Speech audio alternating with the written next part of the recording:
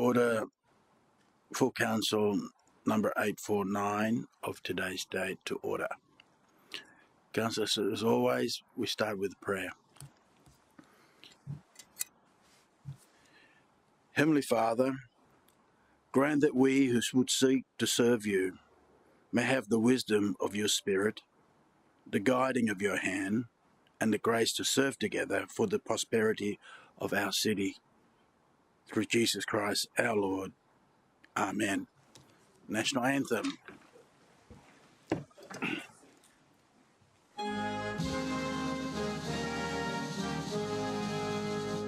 Australians, oh, let us rejoice, for we are one and free.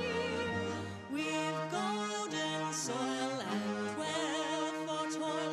Our home is girt by sea. Our land abounds in nature's gifts, all beauty rich and rare. In history's page, let every stage advance Australia fair. In joyful strains then let us sing, advance Australia fair.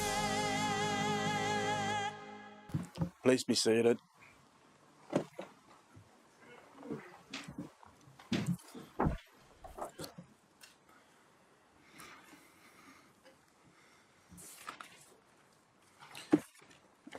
Councillors, item 1, attendance and apologies nil. Item 2, leave of absence nil. Item 3, condolences, Councillor Gates.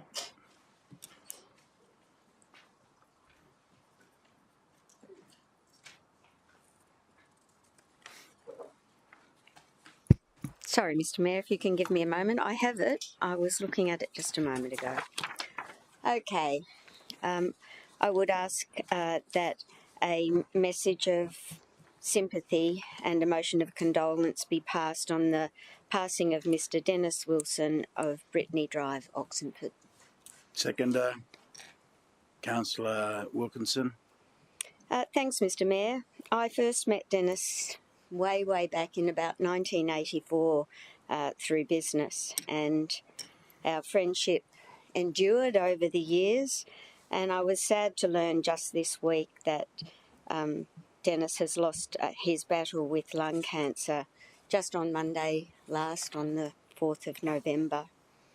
Dennis was a regular visitor to the Upper Coomera Centre with his wife Jan, and he often popped in after a visit to the library for a chat, and he had a daughter, Belinda, who lived in Upper Coomera, and he often brought issues of concern to my attention as he was helping Belinda in the management of her property. At election time, I could always count on a phone call from Dennis and his very able support through all of my long campaigns. So a true gentleman, Mr. Mayor, who will be sadly missed by his immediate and extended family. And Mr. Mayor, I offer heartfelt sympathy to the family on behalf of us all. Thank you. Councillor, I'll put the motion to you. All in favour, show of hands. Against, motion carry.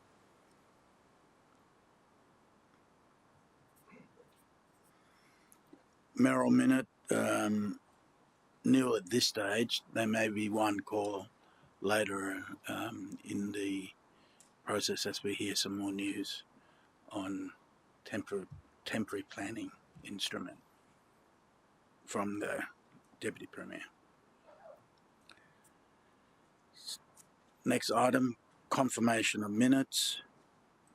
5.1, minutes of the 22nd of October. Move, Councillor Gates. Seconder, Councillor Hamill. Put the motion to you. All in favour, show of hands. Against, motion carry. 5.2, adoption of the special meeting of the Council held on Friday the 8th November. Move for adoption, Councillor Gates. Seconder, Councillor Castro. Put the motion to you. All in favour show hands. Against, a motion carried. Mayor's report.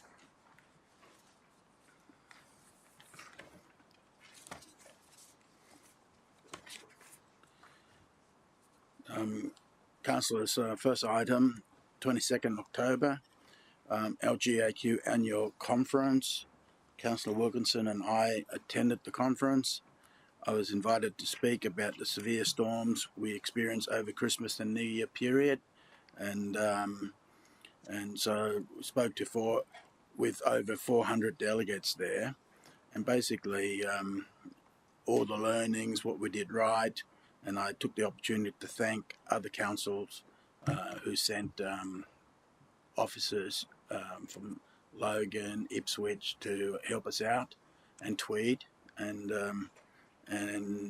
the key points, key takeaway points is that there's no boundary when it comes to time of disaster. Swish National Sales Conference. Ryan Tuckwood's the director there. There's a lot of wonderful presentation, very entrepreneurial. Around 1,000 sales professional and business owners within the room.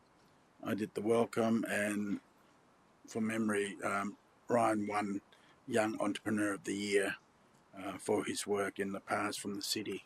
So he's going, he's just continued to grow in his business.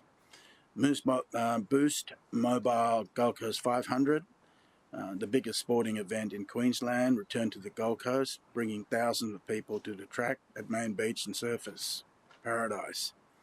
The supercar arrived in style with supercharged race across the sand, and this year marked 30 years since supercars joined the Indy Festival, attracting around 200,000 people, injecting 55 million into local economy. What I love about this event is that it's not just a motor race, it's really a celebration of the Gold Coast lifestyle. Even the trophy is a surfboard. So it's a great event.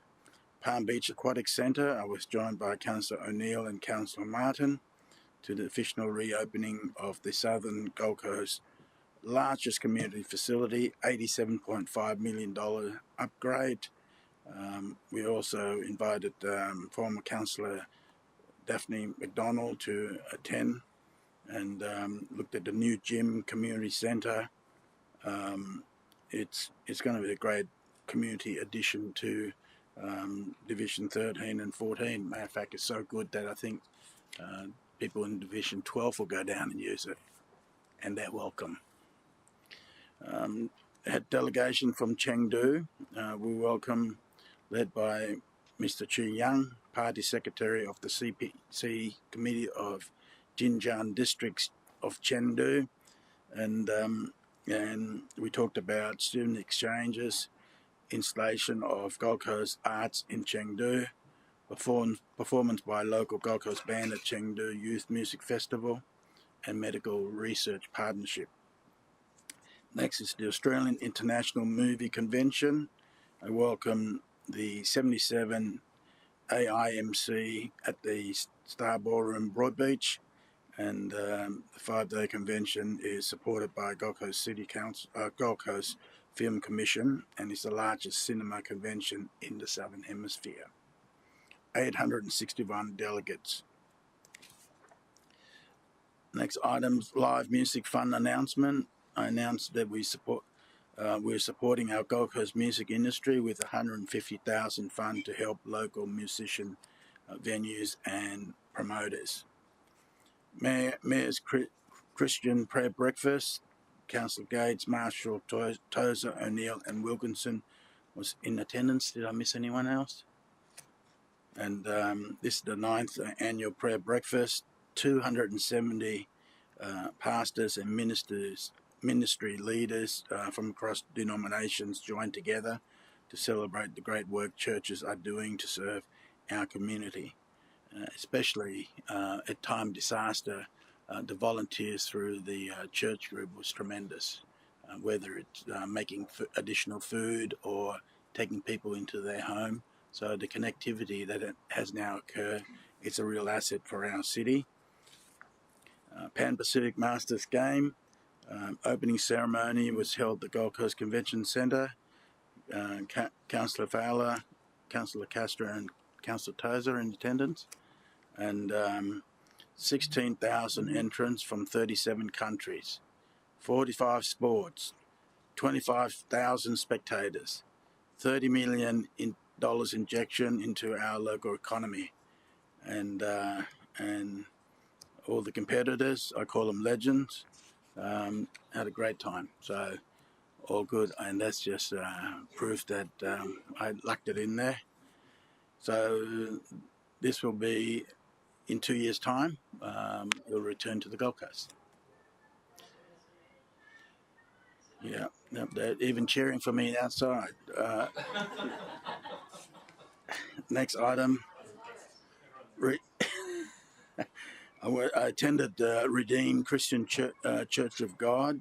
I joined the church on the 8th anniversary dedication of their new church in Arundel, and this church community is mainly Nigerian, and the service include colourful and vibrant worship, dancing and praying.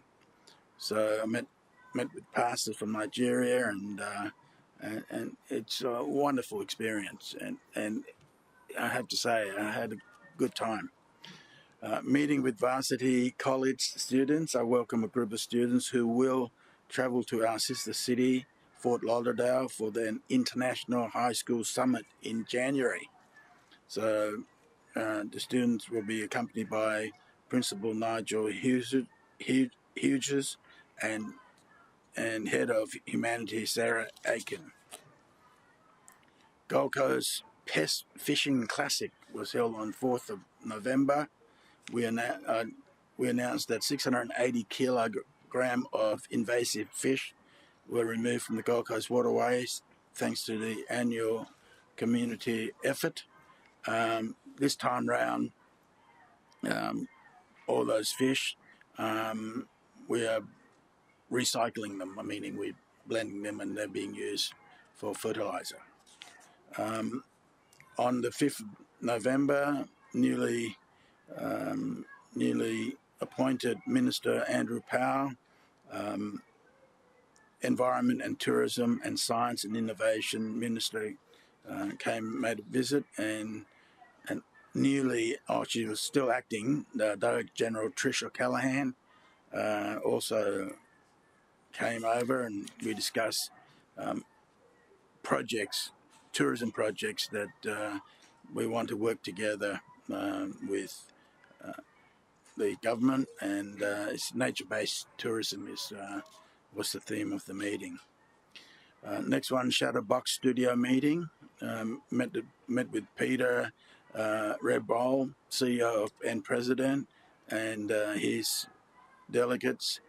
Took them up in the helicopter. They said that the land looked big, but look even bigger when we land on it, and jump in a four-wheel drive and drive right round. They're right now very committed to the project. So we've just got planning issues we're going to do, and we'll work closely with the state government to do so. QPAC, New Performing Arts, is my second site visit to QPAC. QPAC CEO John Costa was very generous and showed me around again the progress of that, what they're doing, and basically some of the things that delayed them or did wrong. We took a lot of those ideas on board. Committee for Brisbane meeting. I was invited to the Committee of Brisbane. It's an independent, not-for-profit organisation that advocates for opportunity for the greater Brisbane area, focusing on especially Brisbane 2032. I took the opportunity to let them know that the Gold Coast is very progressing and they should really relocate and move to the Gold Coast. Might as well, and I think we got some. Be Connected Gold Coast Gala Dinner, and Councillor Gates, Wilkinson, Flower, and Lacastre in attendance at the RACV Royal Pines, Banoa. Be Connected is an ambassador program promoting the Gold Coast as the prime location for business events and investment. Currently we have 19 ambassador, all of different industry like health, engineering, AI, robotics, business, and life science. And a big congratulations to Adam Gilmore and James Gilmore for their innovation and entrepreneur as founder of Gilmore Space. And on the night, they announced that they got the rocket launch permit, which has never been. Last time they given a rocket launch permit was 60 years ago. So it's really good, and sitting next to him, the vision and things he's got planned is quite phenomenal. So I think we'll see more of activities in Gilmore Space. And Professor Zung Dao from Griffith University for bringing key international conferences to the city for his research in sensor technology and applied physics. So it's a wide variety of businesses. Then I had Kanagawa delegation. I welcome Mr. Tsuyoshi, Speaker of the Kanagawa Prefecture Assembly, and his delegation. And we are now preparing to celebrate the 35th anniversary of friendship next year. Some of you may know Kanagawa Prefecture has about 7 cities under their prefecture, and when I go, I don't have to go and door knock all the mayors. They will get all 7 mayors in the prefecture and for a lunch, and I'll get to meet all 7 mayors in their city in one go.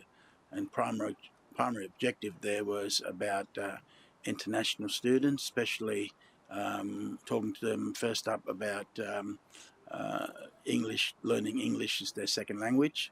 And I did make a comment, you know, a lot of people, their number one place they send their students to is Singapore. And I did say, why would you want your kids to speak English with a Singaporean accent? And I think that stirred them up a bit, and I just got to go and repeat that bit, and get them to call the Gold Coast a place to come and study the Queen's English. Gold Coast Music Month. We announced the Gold Coast Music Month yesterday. The Kid Leroy played at Hotter Outdoor Stage.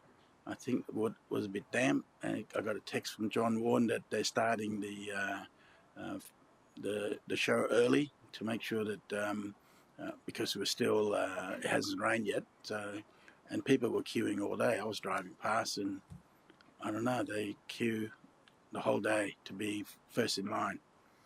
And Pearl Jam is on Wednesday, tomorrow night, and Xavier Rudd is on Saturday at Hotter.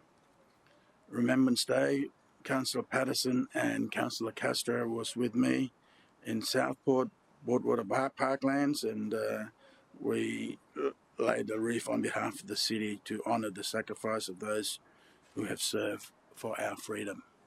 Councillors, I move the Mayor's report be welcome and noted. Second to Councillor Gates. All in favour show of hands. Against. Motion carried. Unanimous.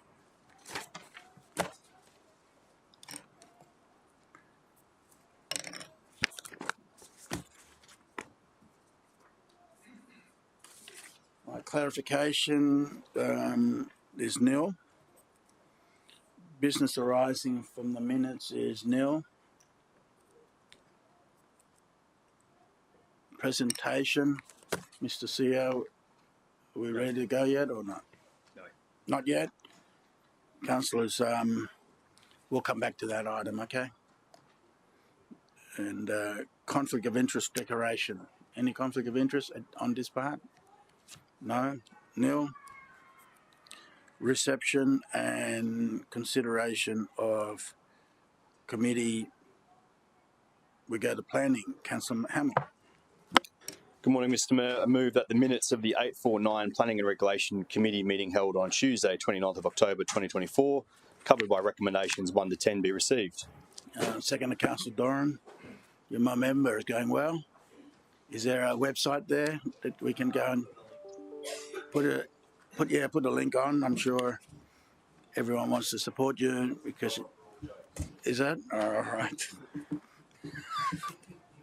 Oh, all right. All right. Councillor. I've got to take the vote. All in favour, show hands. Against, motion carried. Councillor Gates. Mr Mayor, I have three corrections to the minutes.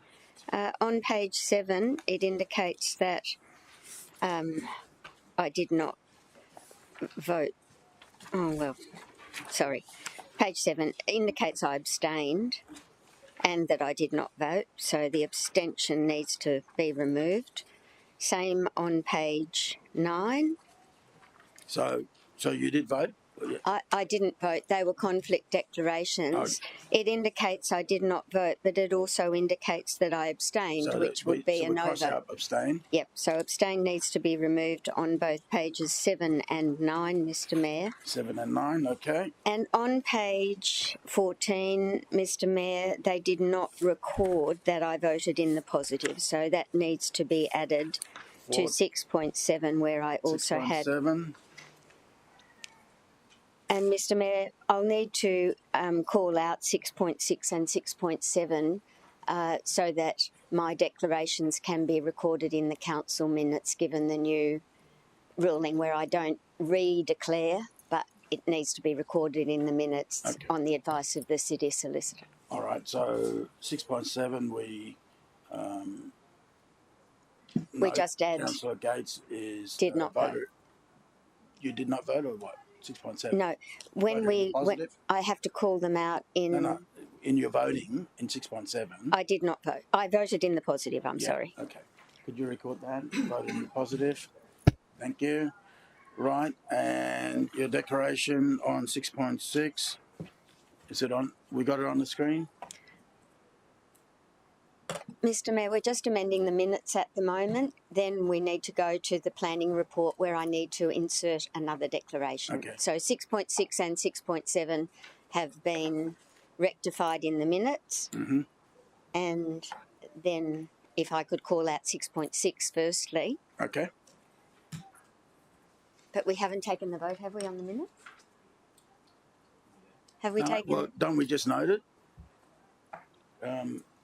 We received I'm talking about the declaration, yeah? I think that's a subsequent issue once you've adopted the corrected minutes. We just need to vote on adopting the corrected minutes. All right, councillors, you move. Councillor Gates, Sure. Okay. Seconder, Councillor Hamill, that we adopt the minutes with these corrections. All in favour, show hands. Against, motion carried. Councillor Gates. And now, Mr Mayor, if I could call out 6.6. Yes. Because the minutes of this meeting need to reflect that I made a declaration at committee and that the committee advised that I could participate in the decision. And that's the advice that General Counsel has given me. They have the wording for inclusion, which suggests that I declared 2 declarable conflicts of interest, but the eligible councillors at the committee resolved that I could participate in making a decision about the matter. Okay, well then you should be able to stay in and make decision here too. Okay, so happy to move the item. Councillor Hamill. Mr Mayor, if Councillor Gates wants to move it, then I've got a proposed change to the recommendation. Or I'll go to you. Yeah, so Mr Mayor, I'm happy to move it with a change to one of the conditions which the Minute Secretary has.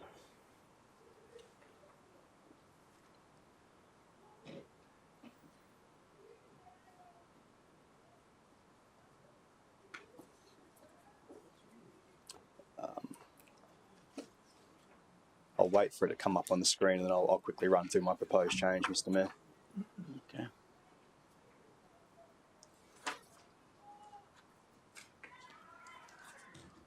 Mr. Mayor, are you happy for me to explain my proposed change and then open debate? Yeah.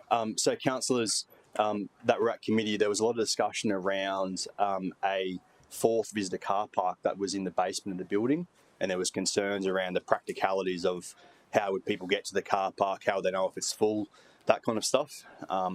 I dug into that a little bit deeper, and my proposed change recommendation today, I hope addresses that issue by one, clearly identifying which car park in the basement is to be the visitor car park. So that means that if approved, the stamped approved plans call that car park out. It also introduces the need for the applicant to install a signage and light system connected to a detector loop, so that if someone is in that visitor car park in the basement, when you drive into the site, there would be a sign with a light saying visitor car park full. It also requires the installation of an intercom so that someone pulling in wanting to access the visitor car park can actually call to the unit to get access to it. I've run these changes past the EGM, and we believe they address the concerns raised at committee. Okay. All right. So you move that? I will, Mr. Mayor, yeah. Yeah. Seconder, Councillor Peter Young. You want to speak on it? If I could, Mr. Mayor. So, councillors, we spent a fair bit of time discussing this item at committee, and while I've spoken it shortly, committee, I'd like to address the item in a little bit more depth today. At committee, we discussed setbacks, site coverage, separation between buildings. We discussed waste servicing, the number of bins and the servicing arrangement of Gold Coast Highway. We discussed the visitor car parking arrangements. There was also a fair bit of talk around the sewerage and stormwater connections and the need for them to go through a rear council car park. And there was also discussion about the size of the site and the suitability for a tower form. Councillors have all received an email from Roger Sharp with some additional and clarifying information in regards to some of these matters, but I wanted to go a little bit deeper into a few of them today. There was concerns raised with waste in regards, is 9 by 360 litre bins, 4 general waste and 5 recycle enough to cater for the 11 units? We've had confirmation from officers that under the city's solid waste management policy, there's a requirement for 120 litres per dwelling, and that 9 bins by 120 equals 1440, which actually gives us a little bit more than what was required under our policy. So we're good for the waste. The yellow line on the Gold Coast Highway, there was concerns about the SARA imposed condition for a continuous yellow line along the frontage of the site. We've had, Mr. Mayor, the concern was that we'd be losing on-street car parking to service the bins. We've had confirmation from officers that there's actually already an existing yellow line, the entire frontage of this site, so there's no net loss of on-street car parking because of this development. The sewage and stormwater connections to the rear council car park, we've had confirmation from officers that the existing connections for the site go through this car park and is their lawful discharge point for both services, and that the upgrades to these services, which run right through the northern section of the car park through a grass strip, will be fairly minimal to the car park's operation, and that as part of a future construction management plan and traffic management plan, they will make sure that interruptions of the car park are very minimal. The visitor car parking arrangements, I've touched on that briefly, but as a requirement under the site, they'd have to deliver 3.1 visitor car parks. Under our city plan, we force them to round up to 4. So 3 of those visitor car parks are on the ground level at grade.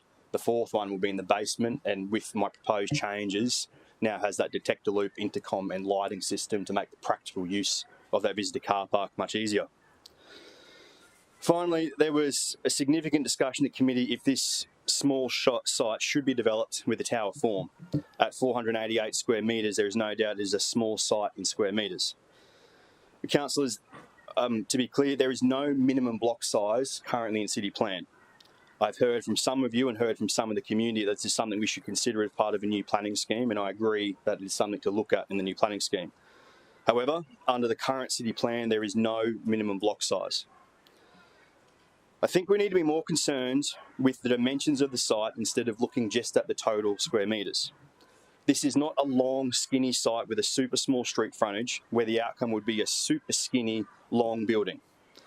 This site, in fact, has exactly the same street frontage in width as the existing Munro building next door at 20 metres. So I encourage councillors not just to look at the total square metres on a 2D page, but to consider the impact of this proposed development in the real world. When you're standing on the Gold Coast Highway on the opposite side of the road and were to see these 2 buildings, what would you see? You'd see 2 buildings on a 20 metre street frontage with a 7 metre separation. It's not going to look out of place at all. That's what we see everywhere through the city.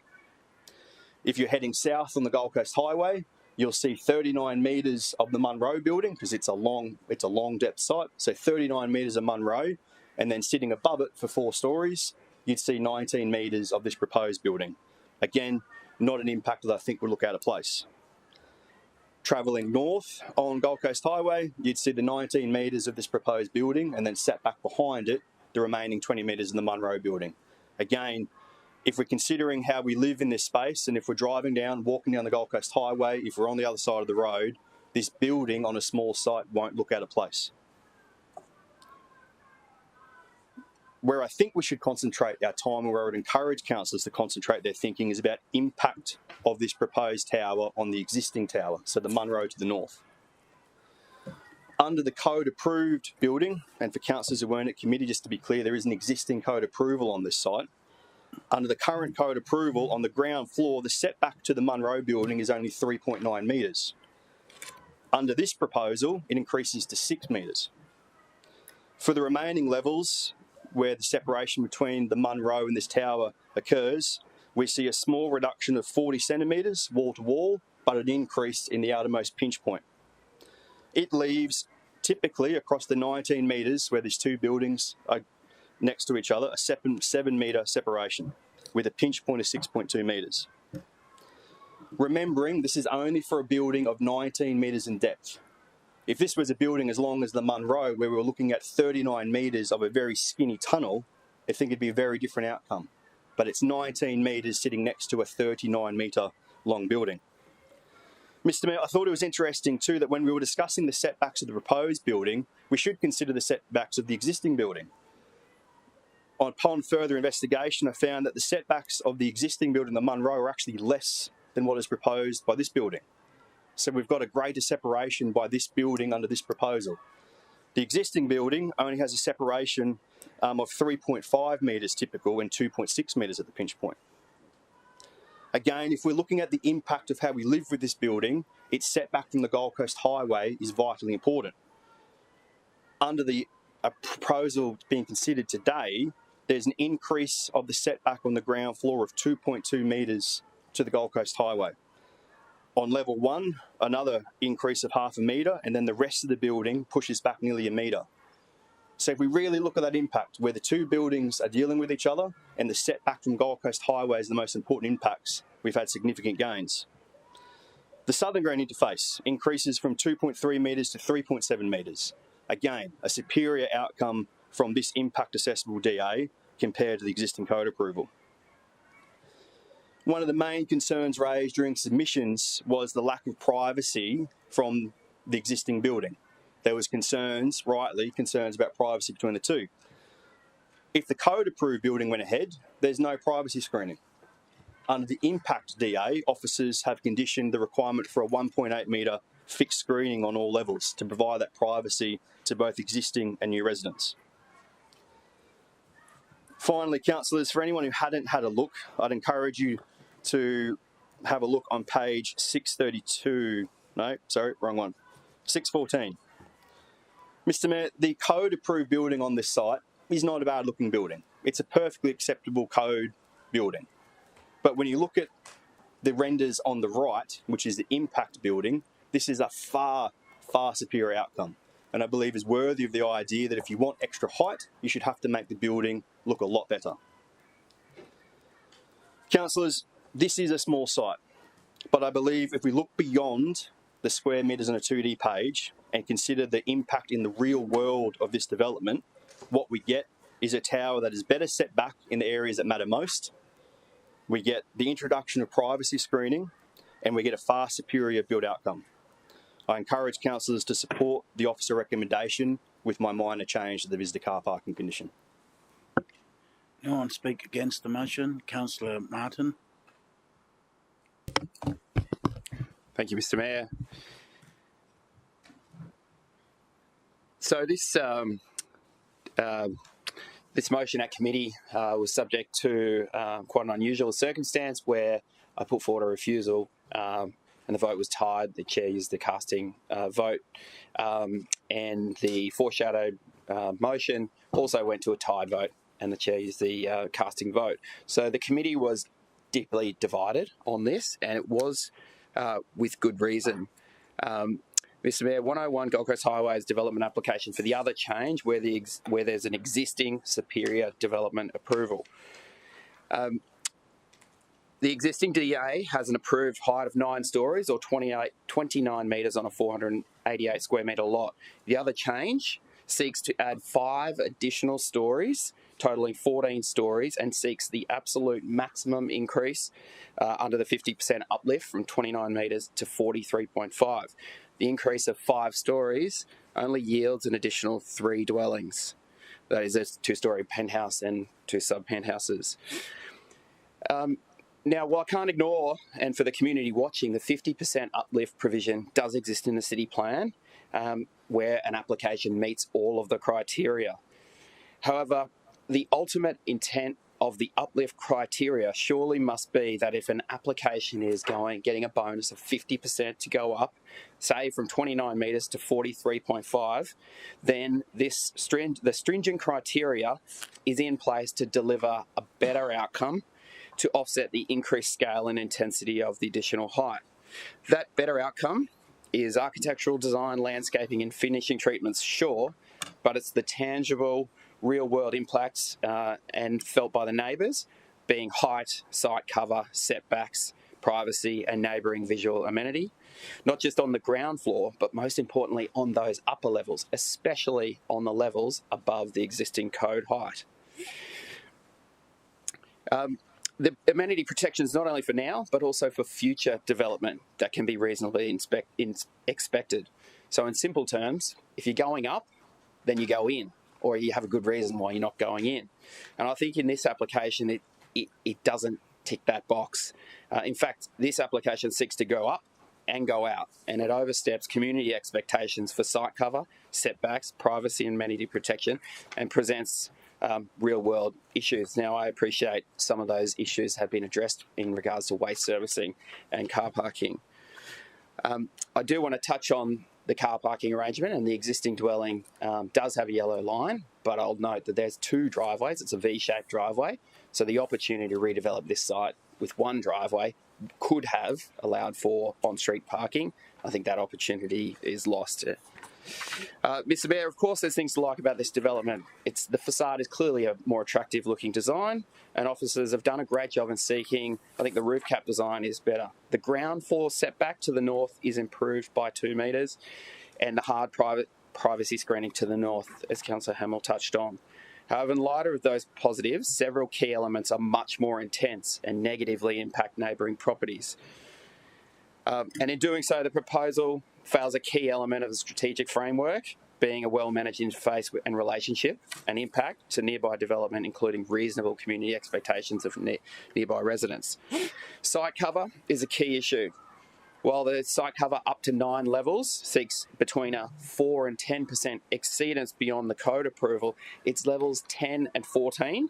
These are the 5 new upper levels at above 29 metres. Seek 52% site cover, with code being 40%. Now you might think 12% is minor, but in real terms, that's actually a 30% increase exceedance on the AO site cover benchmark, and it's excessive on such a small site. It's worth noting that we typically see 3D renders around site cover exceedance. I did ask for this at committee and subsequently. However, the applicant has not provided that, and I think that's disappointing because visuals certainly help us councillors as they tell a really key story, so I'm disappointed that that's not been provided. Officers have advised that the tower has a small floor plate. However, built form scale is relative to the site. And given the 488 square metres land size and a high site cover, I don't agree that it will be a slender built form. And it goes against previous decisions where decisions have praised amalgamating blocks to have larger lots and setbacks. Regarding setbacks, while the ground floor interface to the north has improved by 2 metres, it's the typical setbacks, as in above the ground floor and level 2, that really come into play here. And they're the most impactful on the neighbours. The typical setback to the north, where the majority of the objections were, has actually decreased by 10% from 4 metres to 3.6 to the wall to the north at the typical setback. The typical setback at the rear of the building, up to 14 stories, is now only 2 metres away from the boundary and 1.7 metres to the outermost point. This rear setback from the second level up to the 14th floor practically has reduced from 5.8 metres down to 2 to the wall. That is a 65% decrease from the previous code approval.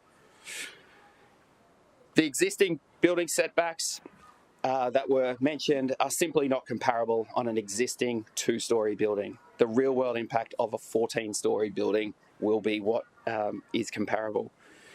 This is a significant decrease in setbacks, and it's predicated on the fact that there's a council car park to the south, to the east of the property, and there's no amenity lost.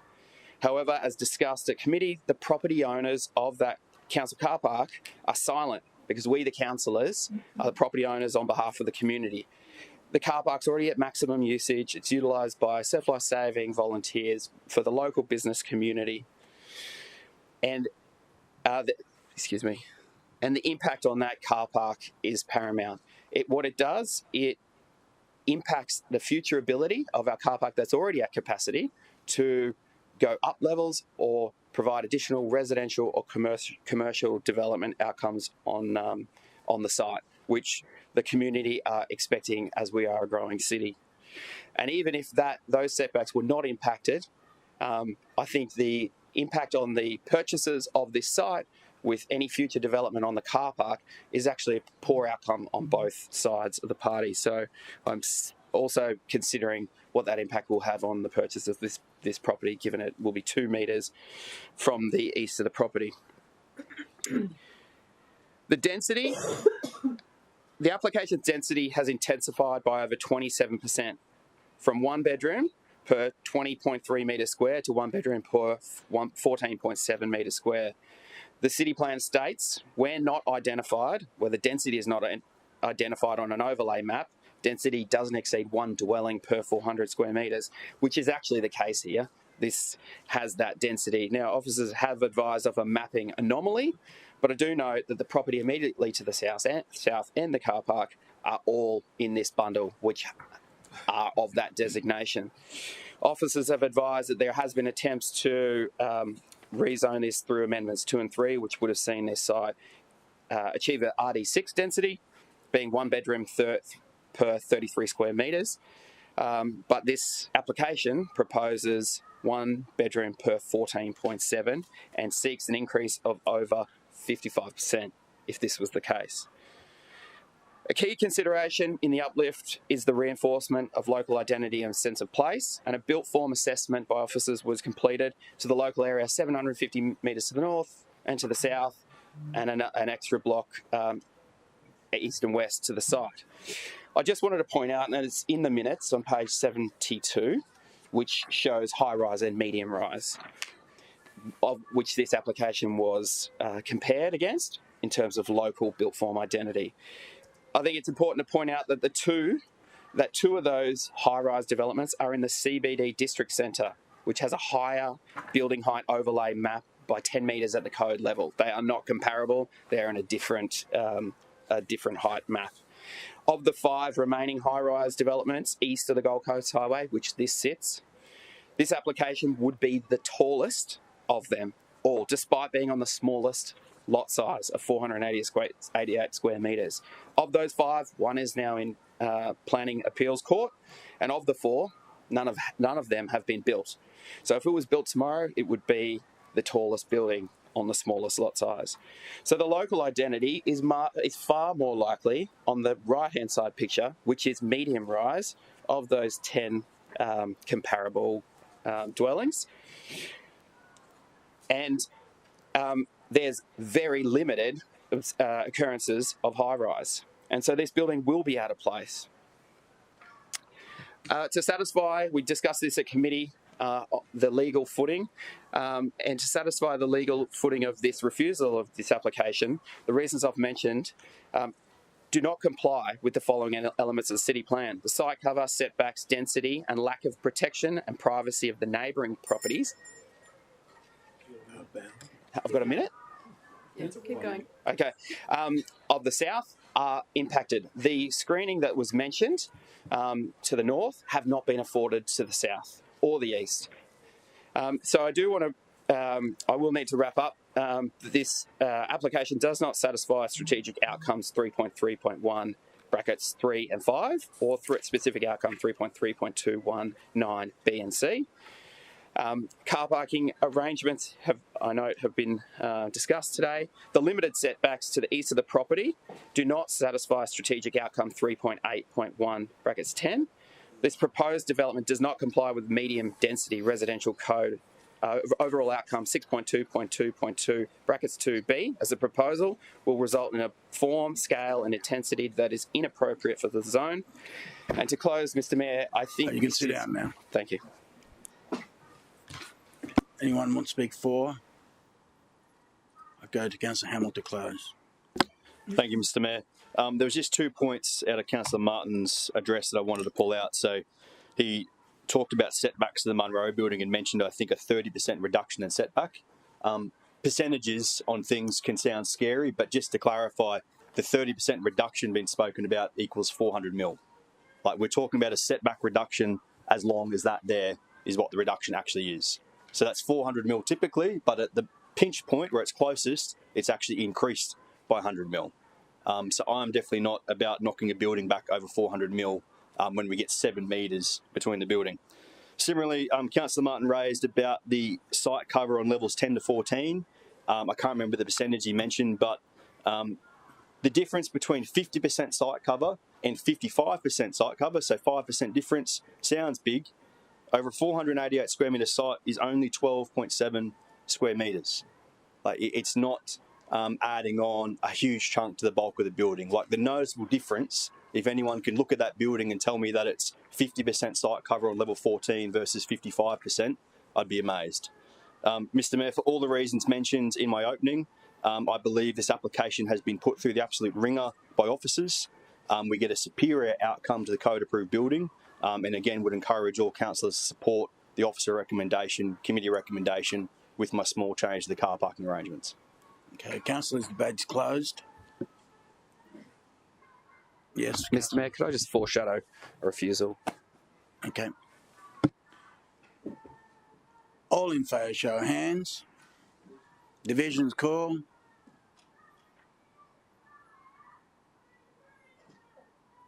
Mayor Tate, Councillor Young, Councillor Taylor, Councillor Curtis, Councillor Hamill, Councillor Fowler, Councillor Gates, Councillor Wilkinson, Councillor Patterson, Councillor Doran. Against? Councillor Martin, Councillor Castro, Councillor Tozer, Councillor Marshall. Motion carried. Oh, Councillor O'Neill.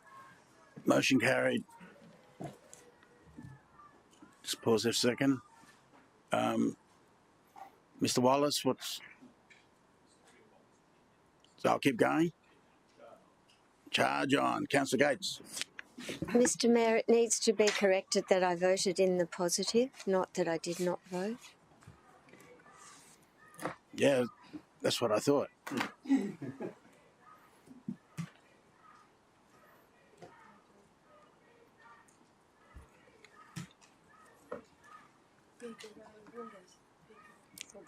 What are they saying? Are they? Okay. Everyone right there on that?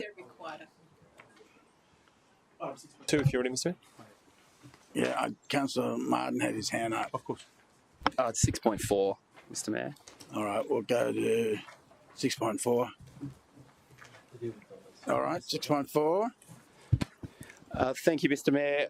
I would like to propose a slight amendment to the committee motion, which I moved in committee, and I think it's still in keeping with the motion. I'll just canvass this with officers, which have got the changes on the screen there in red, and I'd like to move that amendment. All right, seconder, Councillor Patterson. Can you speak on that? Yeah, thank you, Mr Mayor. So the discussion at committee, obviously we have had this is the subject of a petition with over 100 signatures around a persistent issue of antisocial behaviour for over 8 months. unfortunately, there's complexities around homelessness, which this amended motion talks to. That there's been fantastic work, which you can see in the report of the petition response by city officers. However, it's gotten to a point where city officers have exhausted all avenues. A key element of the report from the Queensland Police Services did point to they weren't aware of they made a position that there wasn't an issue, which I know the community knows that not to be the case. I myself know that not to be the case, and it's supported by officers. So we have approached it with a care-first approach, and after 8 months, it's been unable to be resolved. So I think this amended motion seeks in accordance with our homeless action plan that we do escalate issues to the Queensland Police, so it formalises that matter. And I would just be seeking this council's endorsement for me to raise this issue formally with the support of the council, with the newly elected local member, so they're aware of our request to Queensland Police Service. All right. Anyone want to speak against the motion? You want to close? Thank you, Mr. Mayor. No, I'm happy to leave it at that. Okay. Debate's closed. Put the motion to you. All in favour, show of hands. Against, motion carried. Councillor Tozer. Thank you, Mr. Mayor. Item 6.2 was subject to a procedural motion at committee, and so I'm standing just to move what was the officer's recommendation that we considered at committee, and I'm doing that on the basis that we received some advice this week that I think lends us best to the original officer's recommendation. But okay, seconder. Yeah, question. Sorry, just to be absolute, through you to Councillor Tozer, can I just check this is the wording that Officer Connery provided, or is this wording you've come up with? No, the report has a recommendation on page 277, and Mr. Connery, I think, raised had an additional or a separate or a different recommendation that I think let's hear from Mr. is identical, almost or practically identical to the officer's recommendation originally. So I saw very little difference in the approach, but. Mr. Mayor, the current words on screen support option 5, which was an additional recommendation out of committee. Option 5, item 5? Or? Option 5 in the paper provided, Mr. Mayor. Councillor Gates. Mr. Mayor, there were some legal issues involved. The department's done a great deal of research on this, and a new option was presented to us via email, as was requested at committee, and it's option 5 that... I've read the advice but not seen the additional option, but my mistake. Okay, so that's you on the screen there? Happy to move that, and speak to it if you like. Yes, sure. Councillor Hammond. Absolutely. Through you to Mr. Connery, is this this was the recommendation that you wanted to go ahead with? Through you, Mr. Mayor. Councillor, that's correct. Option 5 combines education and a tiered enforcement approach. Second, Councillor Hamill. Mr. Mayor, the issues of verge parking have been, a long story. It's one of the biggest complaints we get, both from members of the public who are concerned about people parking on their verges, but also it's one of the biggest complaints we get when it comes to people questioning or challenging penalty infringement notices that they might receive. There's no doubt that when a person parks their vehicle on a verge that blocks a concrete pathway that people, that the council has delivered to help people with mobility challenges or prams get from one place to another, those people should be fined. But what we're hoping is that we can also undertake an education program that helps members of the public who might be parking on grassed front verges, particularly in acreage areas and some of those larger lots. We can actually help people understand the Torum Act's provisions relating to those sort of circumstances, and perhaps take a bit of a more educational approach in the first instance when we see that, rather than feel compelled to necessarily issue penalty infringement notices up front. What we aren't being tolerant on is when a member of the public parks their vehicle over a piece of infrastructure that is obvious and clear and actually helps mums and dads pushing prams, people in wheelchairs, people with mobility issues get from one place to another, those people should be penalised. And we really want to take a very low tolerance to that sort of behaviour. But we do understand that in certain circumstances, and the examples in Mudgeeraba and Division 9 are places like around the Mudgeeraba showgrounds where there's, sometimes some congestion with parking, and a member of the, a person who lives in that street might park their car on the front grassed verge just to make a little bit more room on the street so people can get by. They're not going to be, there's going to be an education program associated with those sort of circumstances. Frankly, I've worked pretty closely with Luke and Rebecca and their teams in relation to this, because there has been such a high volume of public interest in Division 9 about this issue. And I'm really hoping that our way forward enables us to, help people be more informed about the rules that the state sets in the Torum Act that council has to comply with, but also help our officers not waste time issuing penalty infringement notices when they perhaps aren't actually going to result in a good community outcome. Thanks, Mr. Mayor. Anyone speak against? You want to close further? No, Mr. Mayor. Put the motion to you. All in favour, show of hands. Against, motion carried. Councillor Gates. Thanks, Mr. Mayor. If we could just draw out 6.7 to put the same declaration for me on the minutes of this meeting, which I believe the minute taker has. Oh, it's there. That I declare that committee and the eligible councillors resolved that I could participate in this decision. Okay, it's there, noted. Right, Councillor Marshall. Sorry, we have to take the vote. All right, move 6.7. Councillor Gates, second to Councillor Hamill.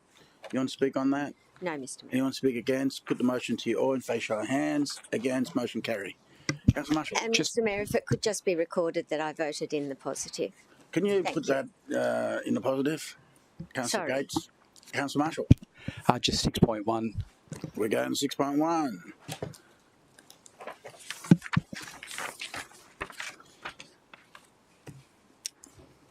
Go ahead. All right, yes, thank you, Mr. Mayor, and through you, councillors, I am in support of the. You have to move it first. Oh, sorry. Move The committee recommendation. the committee recommendation. Yes. Yep. Okay. Yeah, Second, no, I haven't changed. Councillor Hamill. You want to speak on it? Yes, please. Through you, Mr. Mayor. Look, I am in support of the time restrictions in parking, and I guess I'm referring to the light rail stage 3 area in particular, so from Broadbeach through to Burleigh.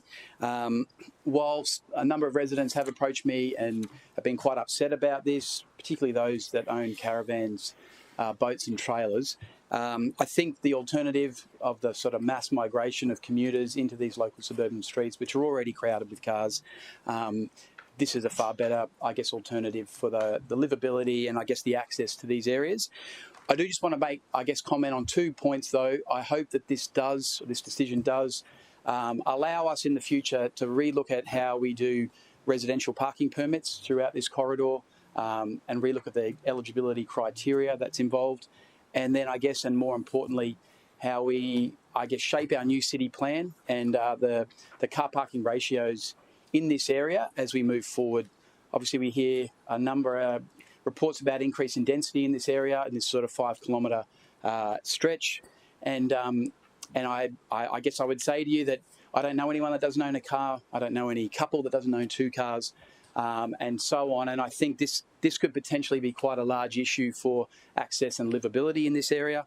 And I think nothing will discourage light rail use more than if we don't provide appropriate garaging for cars. Since the light rail 2 was finished about 8 years ago, we've actually had an increase in car sales here on the Gold Coast.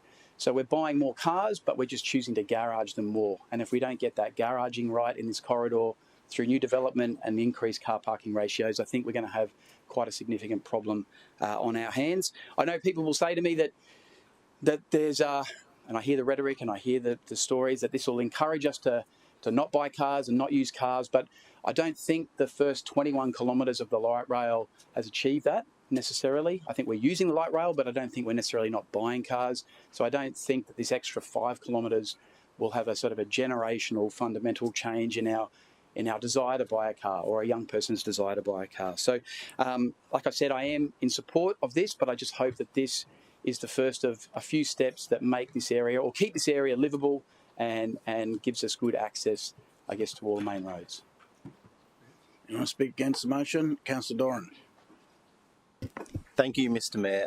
And I agree with a lot of what Councillor Marshall has just outlined. 6.1 deals with a number of things, but specifically Councillor Marshall was referring to the Gold Coast Light Rail 3 traffic area, and that's the same area that I'd like to speak to, because it's that particular amendment that I'm against today. We want people to use the light rail, Mr. Mayor, especially when it's completed. But my particular residents in Varsity Lakes, Burleigh Waters, and Robina will have to drive to that light rail at Miami or Burleigh or North Burleigh to be able to use it to commute to their work. We want people, for example, from Robina or Varsity Lakes who are going to maybe the Gold Coast University Hospital for work, or into Southport or Surfers Paradise or Broadbeach, to use light rail to take cars off the road. This particular change prevents commuters from my particular area, which is a large part of the west of the light rail, to drive to the light rail to be able to use it. So we will maintain the use of the car to commute to and from work, because we can't park the car during that time at work. I understand that the limitations of wanting to recycle parking spots, I understand that.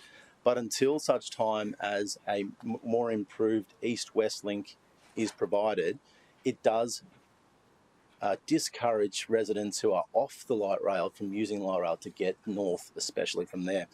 And when I asked this, Mr. Mayor, in committee, I was told, well, take different means to get to the light rail, which I understand. We want to promote active travel and other means, but currently the rules of the light rail use prevents you from using a bike on the light rail unless you can fold it. So if we wanted to say to people in Varsity, well, ride your bike there, then jump on the light rail, we actually can't do that either. I note that this particular change doesn't come in, Mr. Mayor, until 2026, presumably upon the completion of the light rail. But as it stands right now, until such time as there's either a car park provided or better east-west link, I think it is a detriment to the use of the system, especially for the western-based suburbs. I'm against this particular piece, and I'll vote against it today. Thank you. Okay. Speaking for, Councillor Tozer. Mr. Mayor, this recommendation also captures a number of other matters that relate to parking and or traffic areas in the city, and one in particular is actually the Mudgeerbar Showgrounds. For some years, in fact about over 90, I think 94 years, the Mudgeerbar Show has been held in Mudgeerbar, and this resolution we're dealing with today also deals with a proposed traffic area in the Mudgeerbar precinct. It's actually a really important precinct, particularly during show times, Mudgeerbar show times, and also other major events held at the showgrounds. And the changes that are proposed here enable us to take the next step in establishing a traffic area around the showgrounds to protect the interests of local residents who obviously want to be able to, you know, not be blocked into their properties when people are parking a bit ridiculously sometimes during the Mudgeerbar Showgrounds, Mudgeerbar Show activities and other major event activities. And frankly, I think, you know, this is an important next step to consult the community about a change to the local law, and I think it's called the TAPS, T-A-P-P-S, which I'm actually not sure what that acronym's Traffic Area Parking Permit Scheme. And it enables, when you go to the Gabba, or when you go to the Robina Stadium, or when you go to People First Stadium, enables a parking permit to be provided to local residents who live in the area, but also a bit of a preventative measure to stop people parking and blocking people in Mudgeerbar. With regard to some of the comments that Councillor Doran made about the idea of using light rail, I have some scepticism that people are going to drive to this particular area to catch the light rail, and there are other options available to them. There's actually a number of large car parks along the light rail route that we can drive to if we wanted to use the light rail to go to Broadbeach or to go to Southport or to go to one of the major events, which might be a reason that they wanted to do that. I'm just not sure it's realistic that someone using the light rail to commute to work would drive to this precinct in order to catch the light rail to work rather than just driving straight to work. The light rail isn't, whilst it's accessible to everyone, it's not a big provision for people who live in Division 9, I think. It's not something that we think about a lot, and the primary focus of our council should be making sure that the people who live on or right near the light rail have the greatest level of efficiency, and voting this down on the basis that people who live in Division 9 won't drive to use the light rail, I think is a link that just I think is too tenuous to encourage councillors to vote against it. There's lots of good things in this body of work in item 6.1, and frankly, councillors should support it today and see it go through. Thank you. Anyone speak against the motion?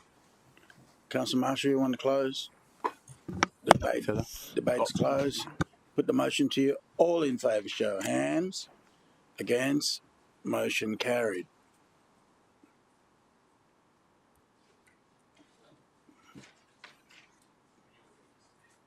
Is it? Any items you want to deal separately, councillors? Councillor Hamill? Mr Mayor, I move that all remaining recommendations be adopted. Second to Councillor Gates. Put the motion to you. All in favour, show of hands. Against? Motion carried. Unanimous. Right, councillors, we now go to presentation. Let's have a look here.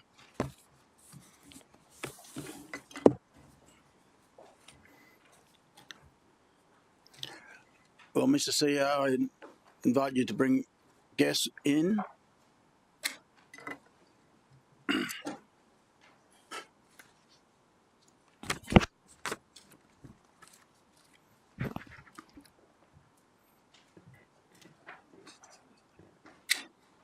Anyone else coming?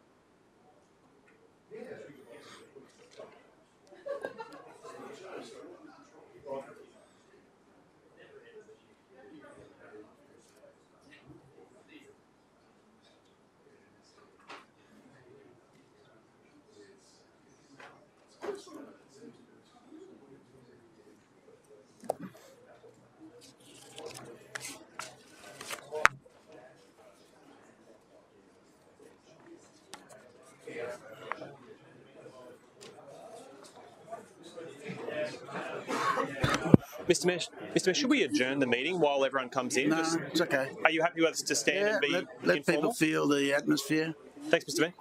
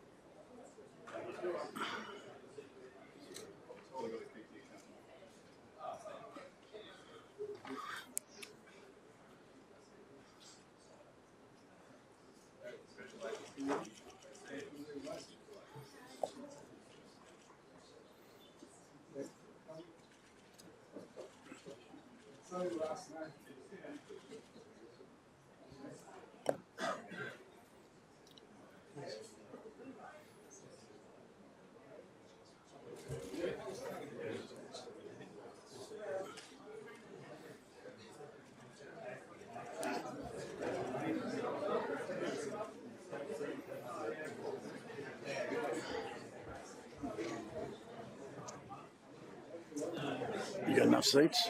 I think so. He forgot his tie.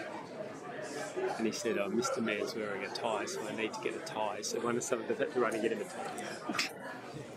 It's okay, Harry. Do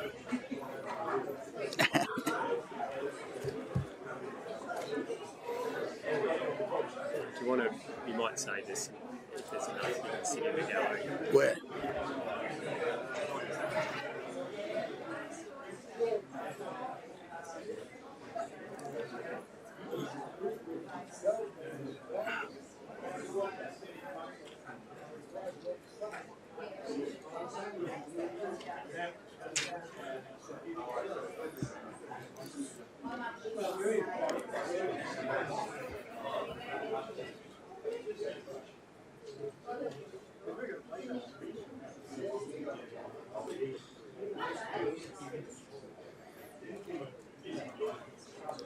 You ready?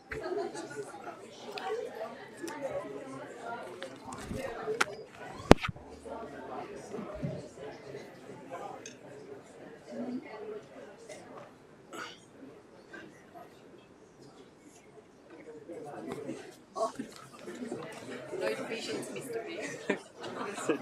I said to Nikki, I've worded you up to call a division so she can be on the national news calling a division. Okay. Is there a motion here? No, I don't. All right. Good morning, ladies and gentlemen.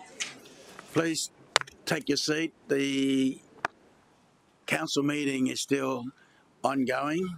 We haven't adjourned, so we're live to air. Thought I'd let you know. For those ones who need to put Lippy on, you can do it quietly.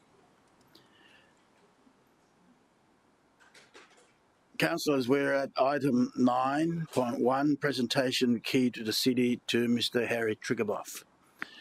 And acknowledgement to Honourable Peter Dutton, Member of Parliament, Federal Leader of the Opposition, Michael Shuker, Federal Member for Deakin, our guest of honour, Harry TRIGUBOFF, family and friends of Mr. TRIGUBOFF, former Premier Rob Borbidge, former Councillor Dawn Critchlow, and my council colleagues, ladies and gentlemen.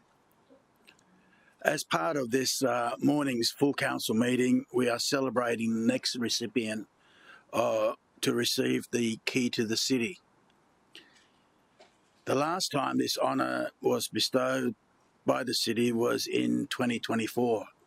4 years ago, so it's almost like an Olympic cycle. For the benefit of those who may not know the significance of this honour, the key to the city is an ancient tradition which has been continued by cities throughout the world. It is a symbolic gesture where a city honours an individual or group either for their significant contribution to the city or for attaining excellence in their chosen field of endeavour. The granting of the key to the city represents the highest honour that the city can confer on an individual or group. Since 1966, the key to the city of the Gold Coast has been bestowed upon 29 individuals. Let's take a trip down memory lane and see these outstanding citizens are.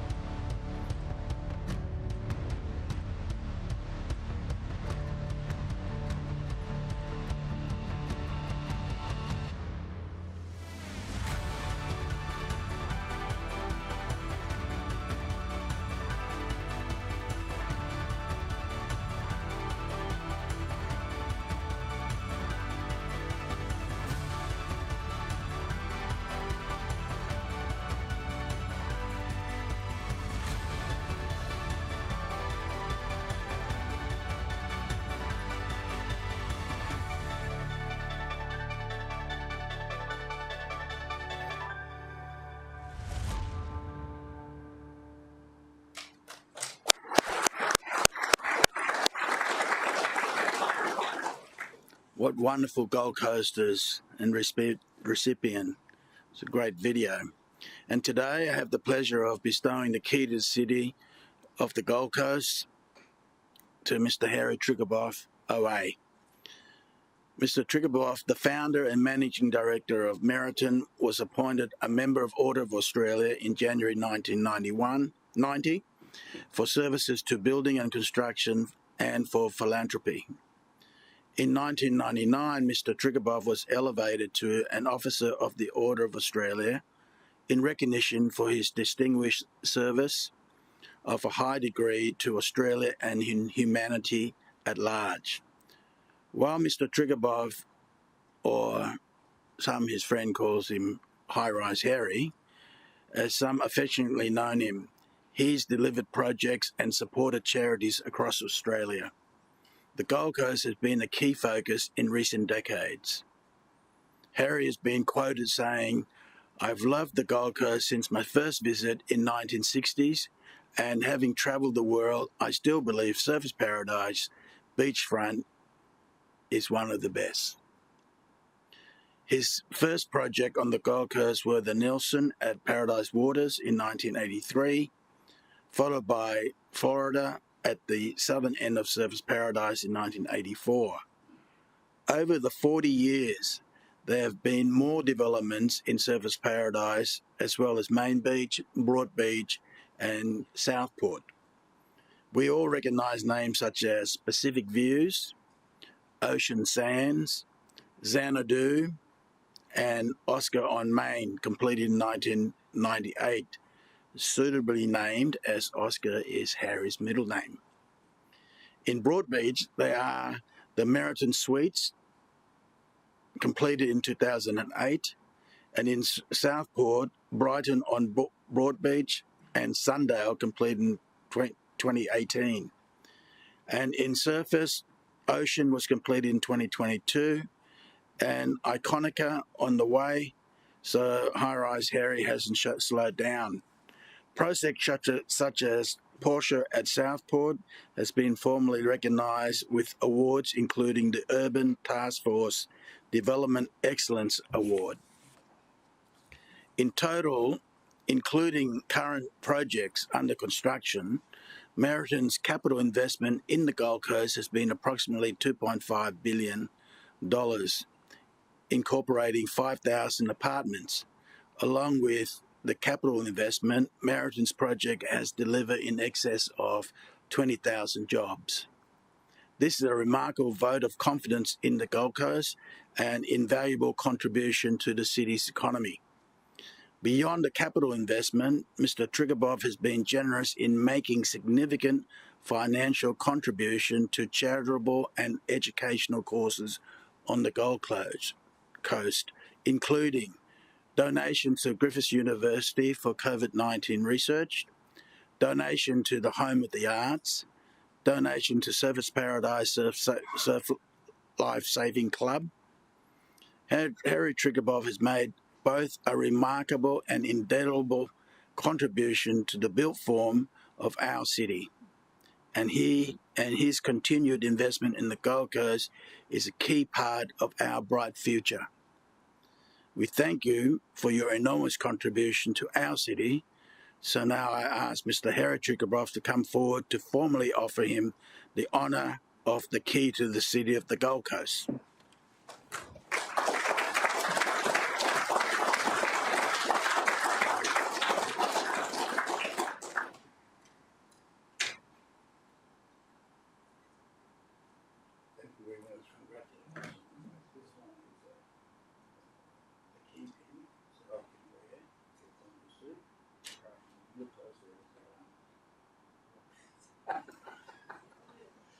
Very small. This is the key. Sure. And let's do a photo together. Sure.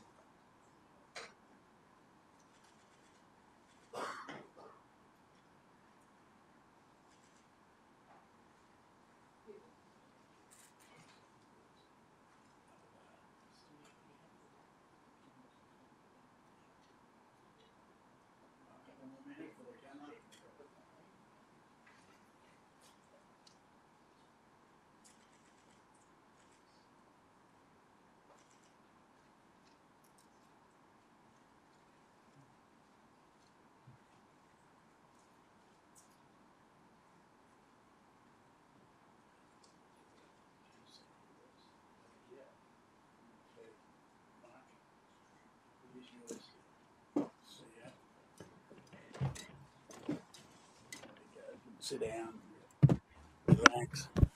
Very good.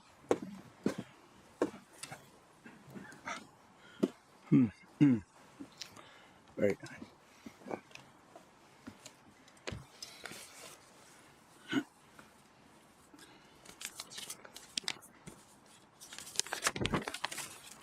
Right.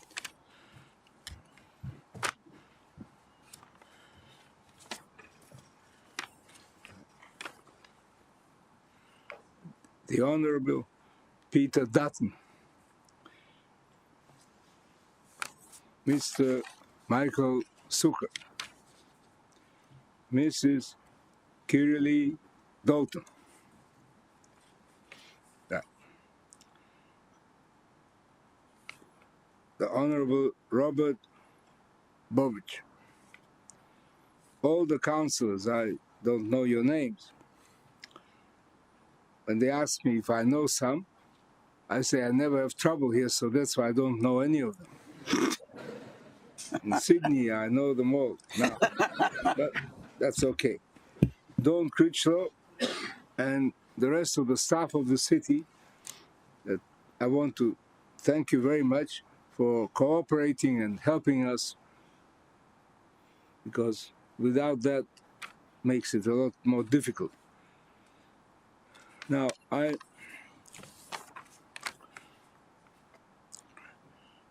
Your Honor, the Mayor of the Gold Coast, Tom Tate. Dear guests, I am very happy to receive the key to our city. I started to build here because the bureaucracy in Sydney was very difficult. So my old friend, T.V. Belloc, I think you young ones all forget, but there was a big builder here, T.V. Belloc. He came with me from Sydney. So we decided he would come here and I would stay in Sydney. But then I saw that this was worth having. So I came here, he almost chucked me out of the city. But anyway, we built together here for many years. And I have many other friends here, builders, who were with me all these times. Now, our plans for Gold Coast are very great. But there is no such place like the Gold Coast. If you see so much waterfront and so much still that can be built on the waterfront. But not everything that's beautiful is simple. The water level is very high. The rocks are very deep. So to build here, big buildings is very, very difficult. But we are not stopping, or we are not scared. We will just keep on building.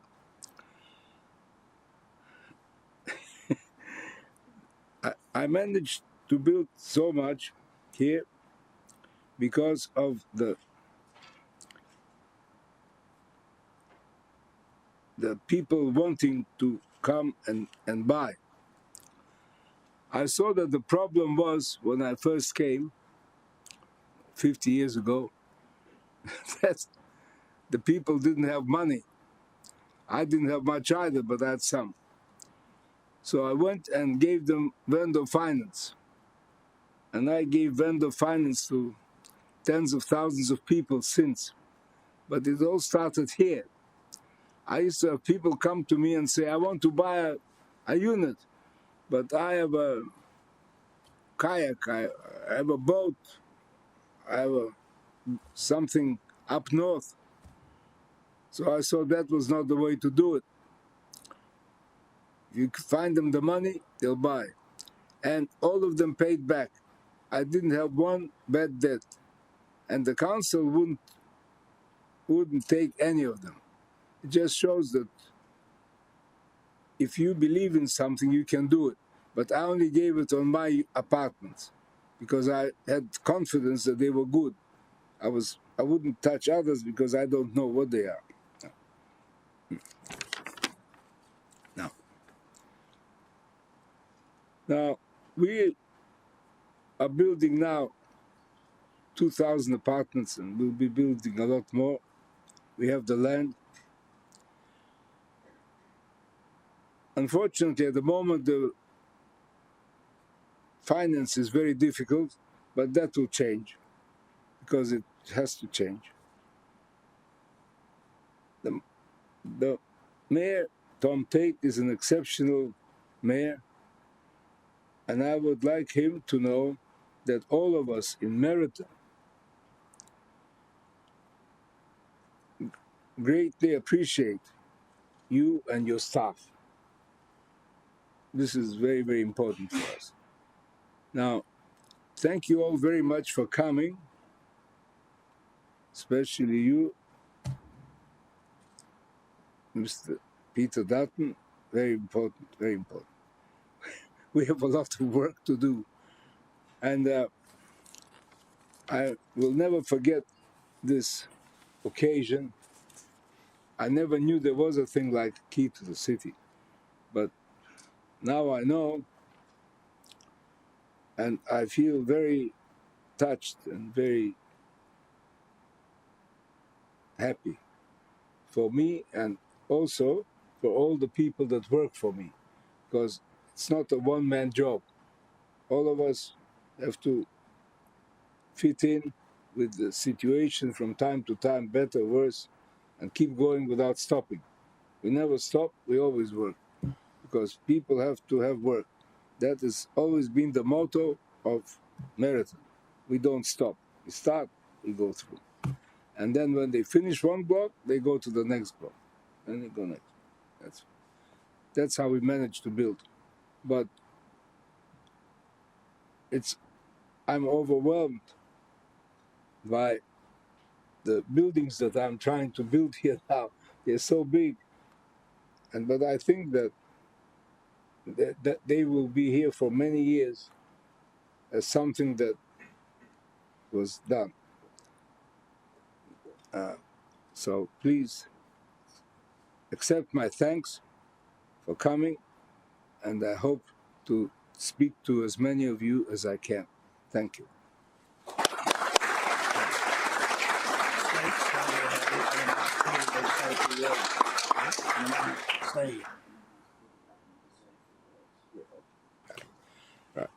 Honourable Peter Dutton, can you walk up this way? I'd like to invite you to say a few words to the elected.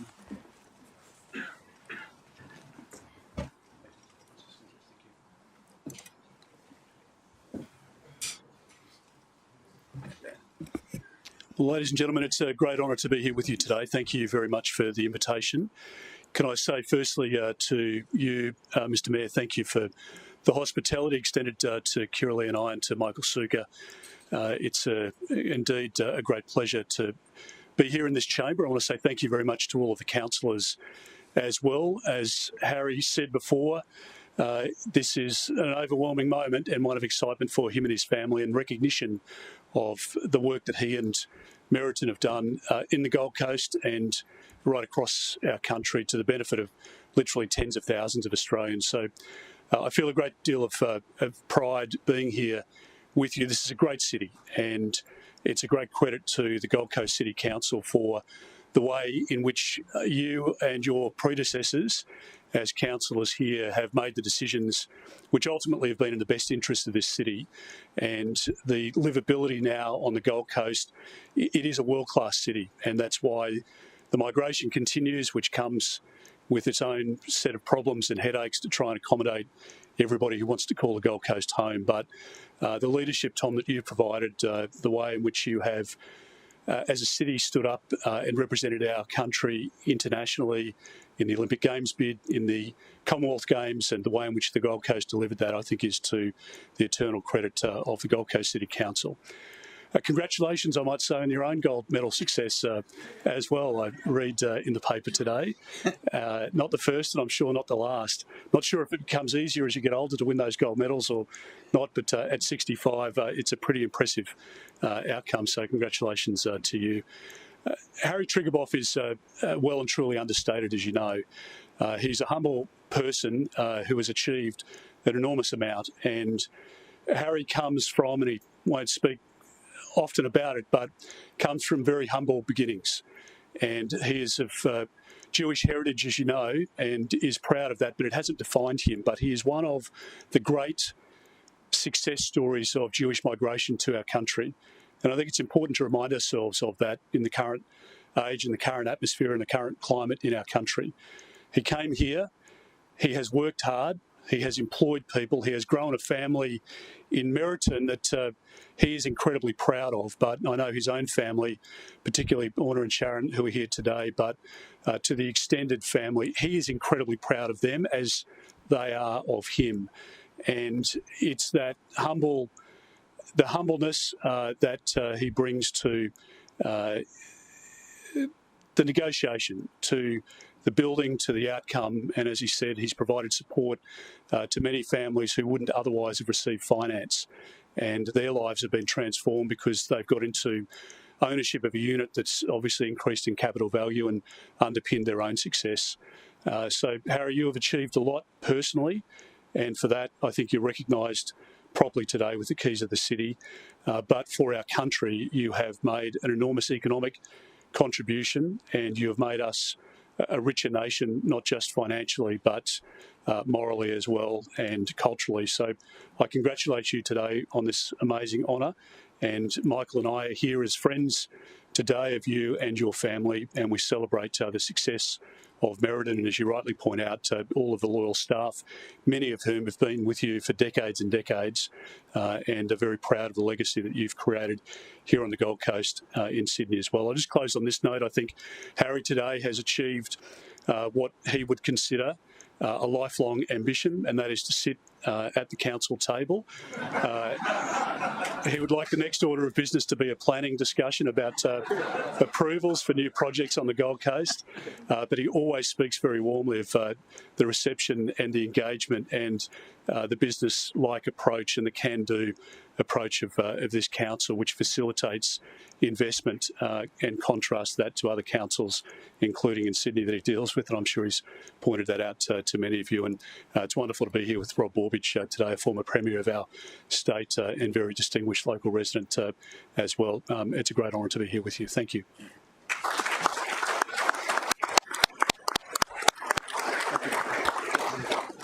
Well, councillors, I adjourn the meeting 12:10.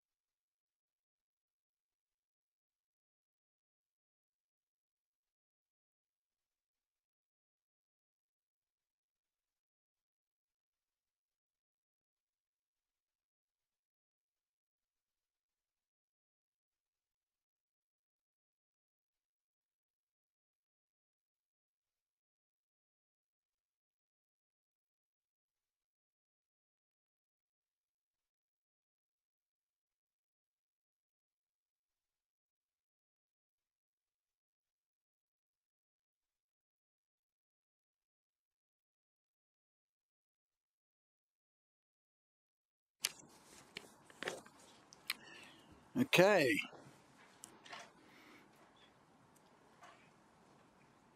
That was a wonderful presentation.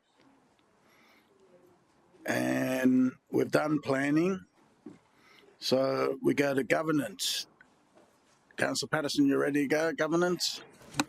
Thank you, Mr Mayor. I move that the minutes of the 849 Governance, Administration and Finance Committee meeting held on Tuesday the 29th of October, covered by recommendations 1 to 7, be received. Seconder, Councillor Martin. Put the motion to you. All in favour, show of hands. Against, motion carried. Any item you wish to do separately, Councillor Hamill? 6.1, Mr Mayor. We go to 6.1. Yep. Mr Mayor, I'd like to introduce a change recommendation going back to the original officer recommendation. Yep. Okay. Seconder, Councillor Tozer. Can you put that on the screen?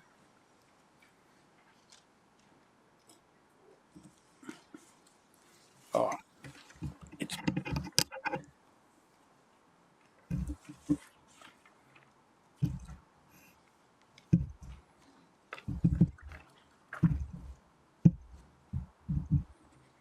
Okay, that's better. You good with that? Okay. You want to speak on that? Very briefly, if I could, Mr Mayor. It was a pleasure to attend GAF committee and hear the debate and questions from the committee on this item.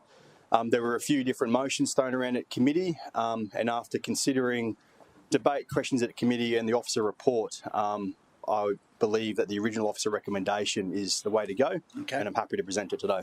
Right. Anyone speak against? Councillor Martin? You've got 10 minutes. Yes, I won't be that long, Mr Mayor. But look, I would support the committee recommendation, so I'll be voting against this change recommendation.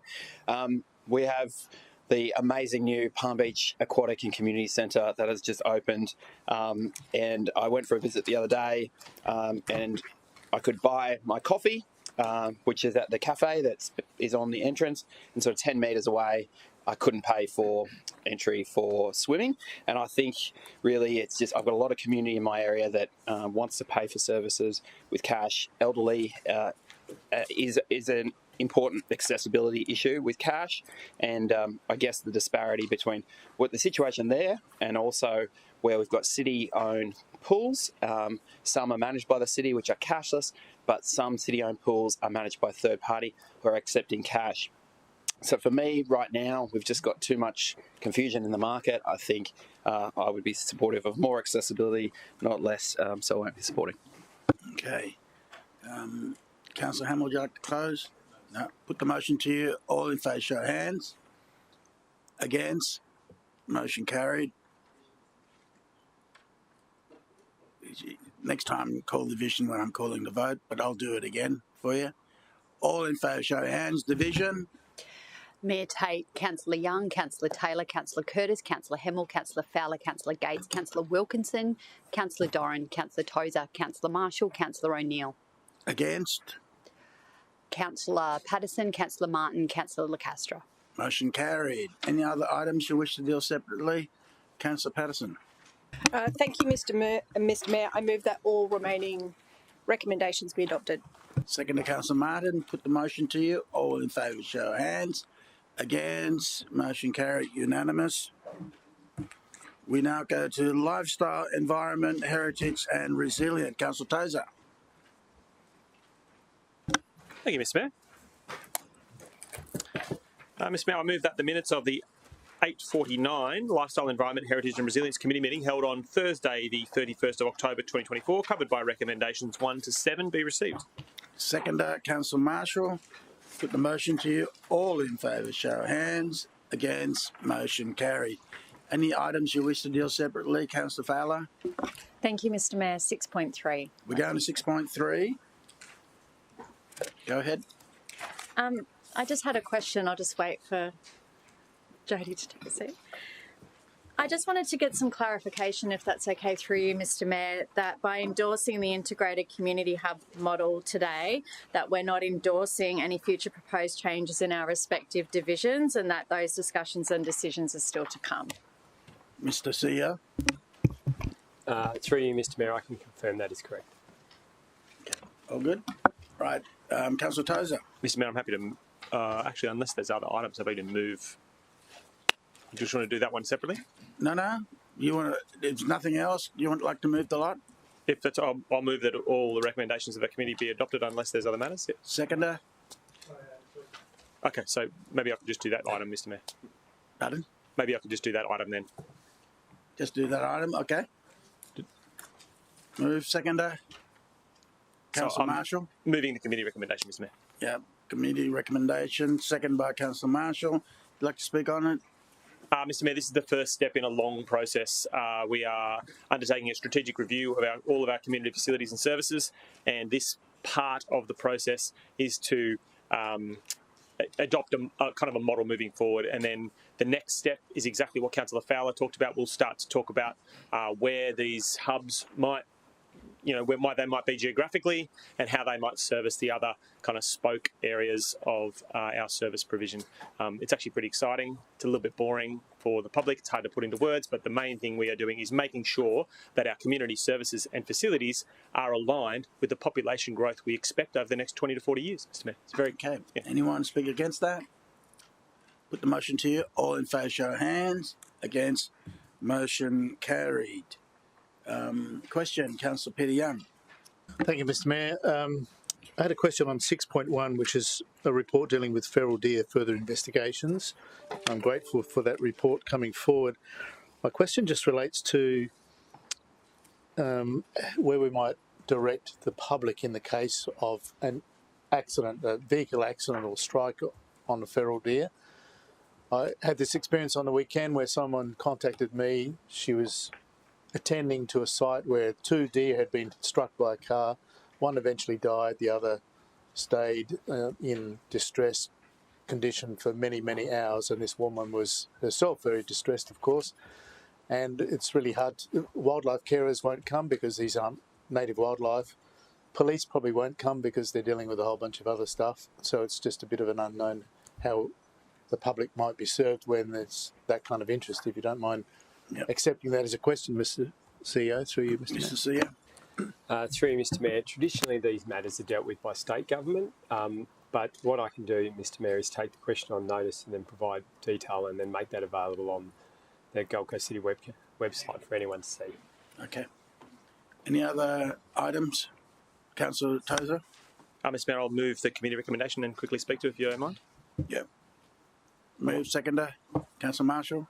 Mr. Mayor, the issue of feral deer in our city is really quite aptly captured in what Councillor Young has just said. At the moment, there are more deer than we can really count at the moment. One of their jobs is to actually count them, make sure we understand the pest adequately, comprehensively. But secondly, they represent a real risk to people travelling, particularly on hinterland roads, and even now on some of our urban roads. They're a big animal, 300-400 kilos sometimes, with large antlers, and when they get hit, people aren't really sure what to do. I'm really impressed with the work of Hadley Mills, who's the head of our vector and biosecurity team, and they've done a really good job at trying to make sure that we start this body of work immediately. And we've actually got some savings in this year's budget to start that work straight away. And there'll be also an ask in the coming special budget committee, so we can make sure we keep people safe in our roads and also make sure that we reduce the environmental damage that feral deer cause. Okay. Anyone speak against motion? Put the motion to you. All in favour, show of hands. Against, motion carry. Any other items? Councillor Tozer? I move that all remaining recommendations of the committee be adopted. Seconder, Councillor Marshall. Put the motion to you. All in favour, show of hands. Against, motion carried. We now go to Economic Tourism and Events. Councillor Castro. Thanks, Mr. Mayor. Mr. Mayor, I move the minutes of the Economy, Tourism and Events Committee meeting held on Tuesday, 31st of October 2024, covered by recommendations 1 to 5 be received. Seconder, Councillor Fowler. All in favour, show of hands. Against, motion carry. Any items you wish to deal separately? Councillors? Councillor Castro. Move for adoption, please, Mr. Mayor. Seconder, Councillor Fowler. You good to go? Second. All in favour, show of hands. Against, motion carry. Unanimous. 11.5, Transport and Infrastructure. Councillor Taylor. Thank you, Mr. Mayor. I move that the minutes of the 849th Transport Transport and Infrastructure Committee meeting held on Tuesday the 7th of November 2024, covered by recommendations 1 to 6 be received. Seconder, Councillor Peter Young. Put the motion to you. All in favour, show of hands. Against, motion carry. Any items separately, Councillor Gates? Mayor, I'd like to move 6.4 separately, if I may, and just speak to it briefly. 6.4 was the Northern Gold Coast bus service improvement. And Mr Mayor, I know that you and I worked incredibly hard to try and get the attention of DTMR to have a stop at the new Pimpamar Sports Hub when it was... Seconder, Councillor Hamill. Yeah, when it was first introduced. And the improvements to that network will include the Pimpamar Sports Hub, which is fantastic for the centre is already beyond capacity. So it's working really well. And for the services 722 and 726 that affect the Coomera area and Upper Coomera area, there's been a doubling of the capacity and the carriage since these improved hours of service were initiated. There's more coming that will benefit Division 1 in a really positive way as well. And it means, Mr Mayor, that northern residents can get their kids to school in some instances and also make their way to their place of work on public transport, because the congestion in the area is has reached a critical level, to be honest. So any improvement in public transport is more than welcome. And I would like to just express thanks to the officers. It's been a long journey since we first started lobbying for an increased service in the Northern Gold Coast. There was a reluctance by two former governments to actually increase to the level that would make a difference to people's lives, and we've seen it achieved through the allocation of the council funds and the matching of those funds with DTMR. So thank you to everyone involved who continues to work and will continue to work. There'll be another report next year with more improvements suggested. So thanks to all. Councillor Hamill. Mr Mayor, I wouldn't speak against, but if I could speak for it as well, quickly. Let me see if there's anyone who wants to speak against. Anyone want to speak against?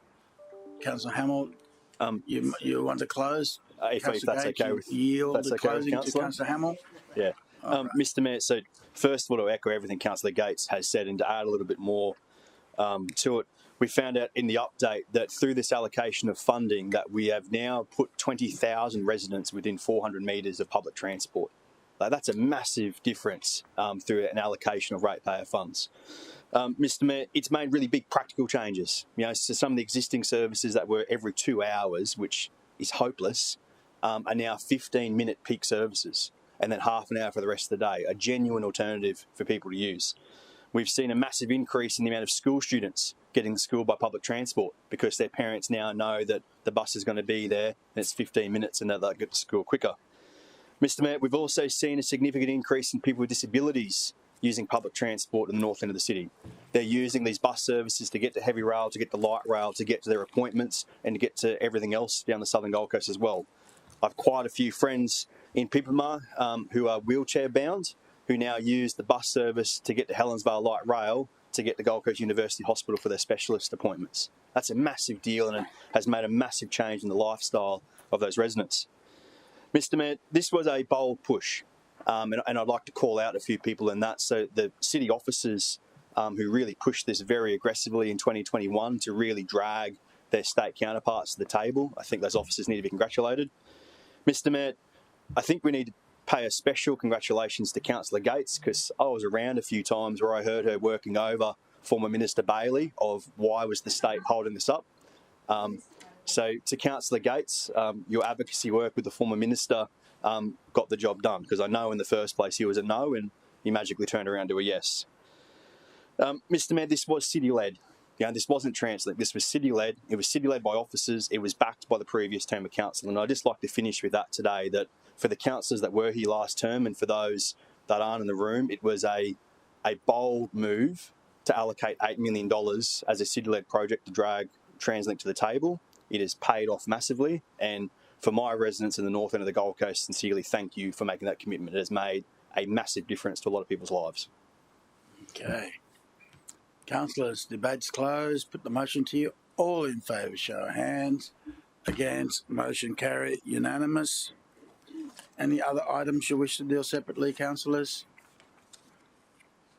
Go back to Councillor Taylor. Thank you, Mr Mayor. I move that all remaining recommendations be adopted.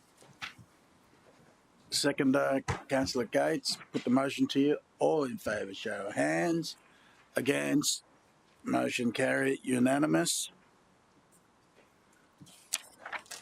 We now go to item 12. Consideration notice of motion. I think it's nil. Question on notice. Nil. 14 presentation. 14.1 Councillor Taylor.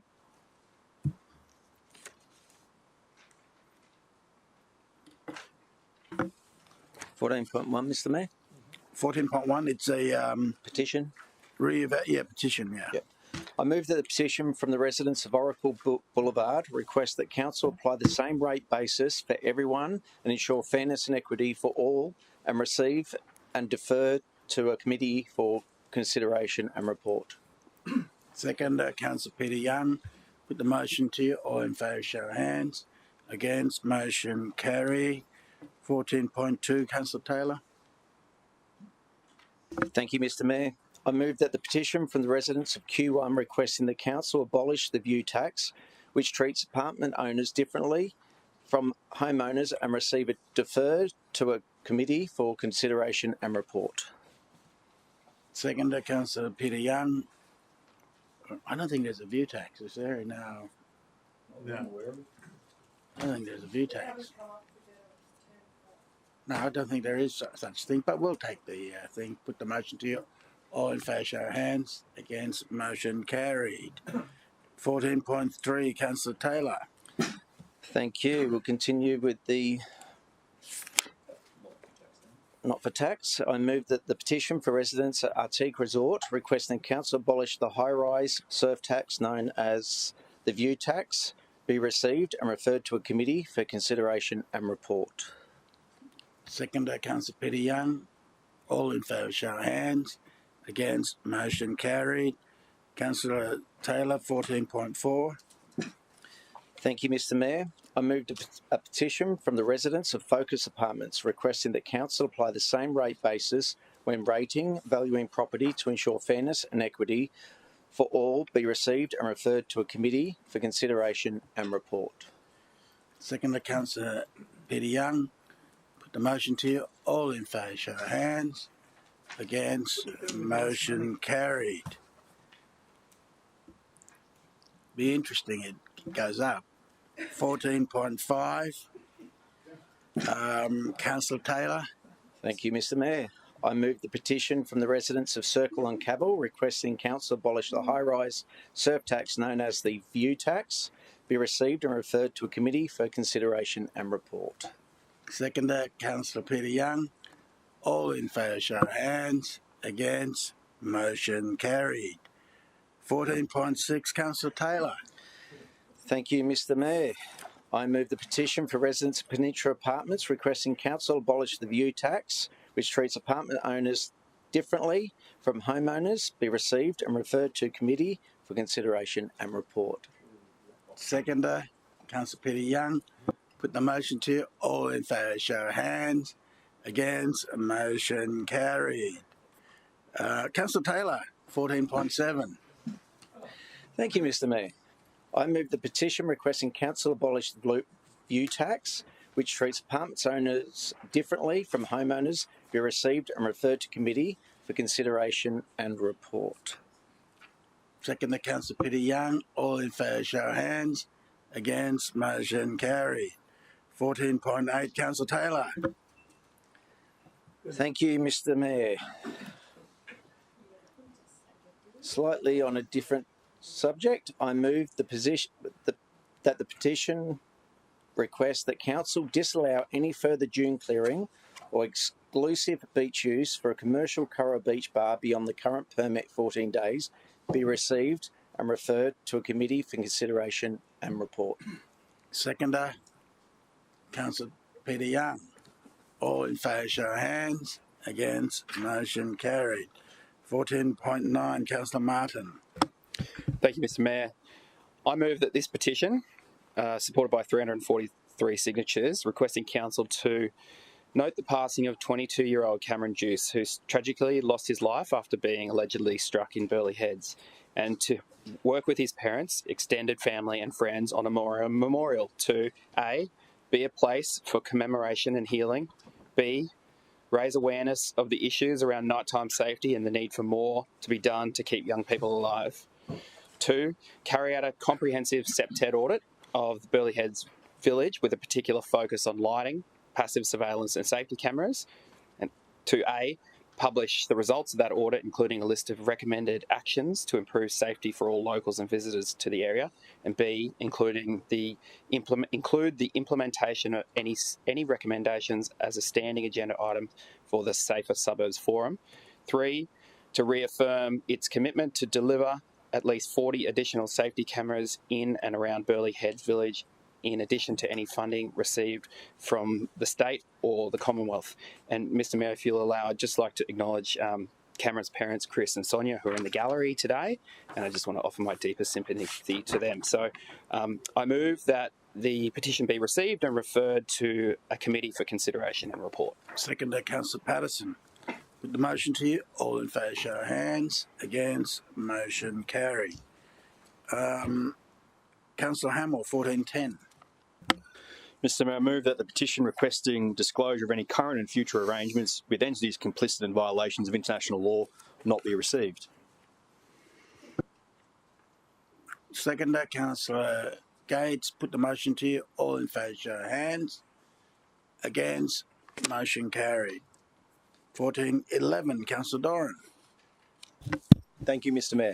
I move that the petition requesting management and enforcement of the local law for off-leash dog areas be received and referred to a committee for consideration and report. Seconder, Councillor Tozer. Put the motion to you. All in favour, show of hands. Against, motion carried. 1412, Councillor Castro. Thanks, Mr. Mayor. Mr. Mayor, I move that a petition requesting that council address the erosion of the riverbank in Riverwood Park, Ashmore, be received and referred to the appropriate committee.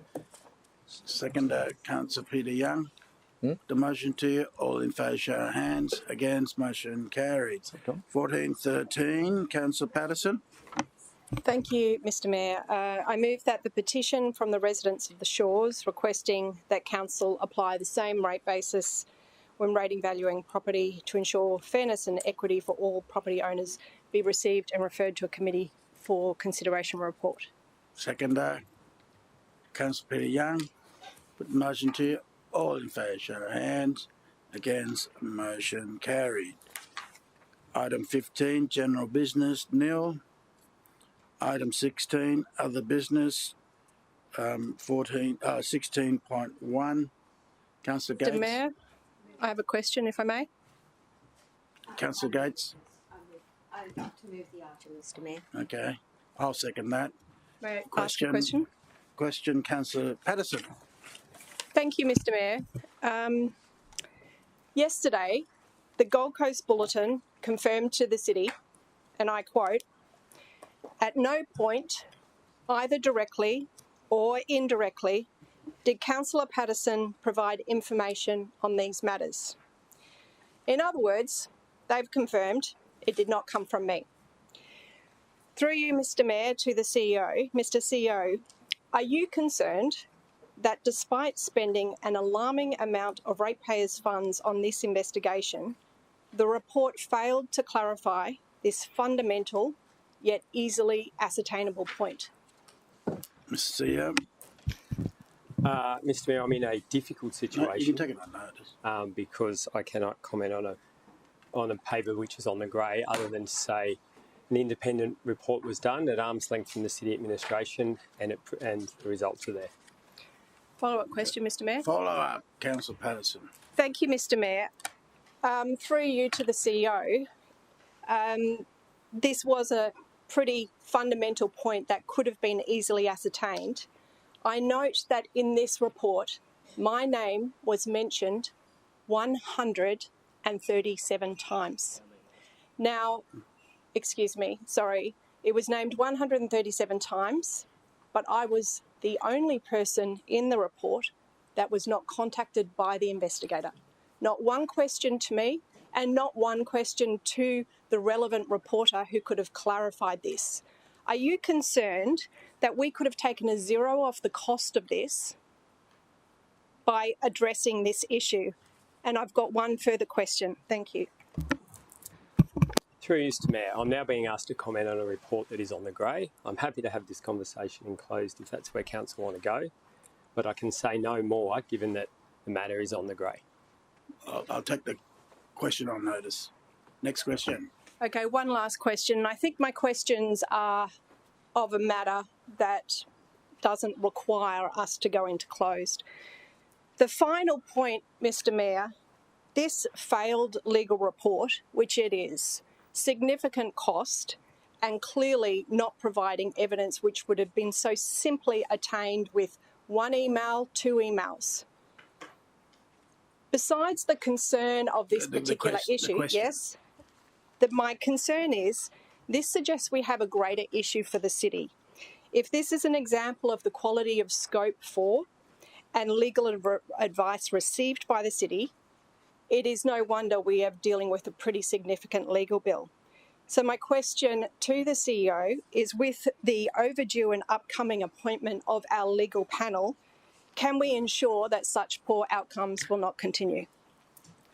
Okay, so firstly, since we've gone there, the councillor was provided with a copy of the report prior to it coming to council. The councillor was provided with an opportunity to provide feedback, and to the best of my understanding, no feedback was provided prior, as were other individuals who were named in the report. That's the standard process that is used. The scope of the report, which is very difficult for me to comment on, given that it's a report that's enclosed, was based actually around a request that came from the councillor. This was a pretty straightforward piece of work. It was an investigation into a matter relating, as the councillor is now, given that that's now in the public domain. I note that it wasn't in the public domain till the councillor stood up, but now that it is, in relation to an investigation, in relation to a leaked report. It was very standard. It's the standard approach that we've used. The cost of the report is what it costs to undertake an independent assessment. The councillor is correct. We are undertaking work around our legal panel. This company was on, one of the companies on the panel. That work is ongoing. We've mentioned it on a number of occasions. I have absolute faith in both the internal legal advice we get and the external legal advice we get. We use a very similar process to what is used by most councils around South East Queensland. Okay. Councillor Gates. Mr. Mayor, can I just ask through you to the CEO, given the comments that have been made, if this report can remain confidential and not be deemed non-confidential in any way? I think that's prudent at this point in time. Mr. Well, there's a very standard recommendation there, which is, it's actually not me, it's the EGM for Strategy, People and Performance, that they will make an assessment based on what is appropriate, and then either a redacted version of the report will be made public, or if that officer, as said in the recommendation, deems that it's appropriate that it's not released, then it won't be released. If your question, Deputy, was, is it possible for us not to, then that can simply be removed. If you mind, it's only in relation to the name of the legal firm involved. I think it would be prudent for that not to be public. Respond to that? Through you, Mr. Mayor, I completely agree, even though I note that I'm not the decision maker in that. Well, we could make a decision for him, meaning that amend item 1 that the report remains confidential. Full stop. Yes. When we make things confidential, do we have to have a reason for it? Well, my understanding is if we do... Yeah, commercial and confidence on the... I mean, the report is substantially doesn't... That's why I assume... Of course, sorry. Mr. CEO, you got the floor. Yeah. Okay. So, in practice, what happens when a paper's on the grey, there's a reason. That reason is then applied to the paper, and anything relating to that reason is removed from the paper. What I've indicated to the deputy is I agree with her that given the nature of the discussion that's been had today, I think it's in the best interest of the city and the legal firm that their name's redacted from the paper.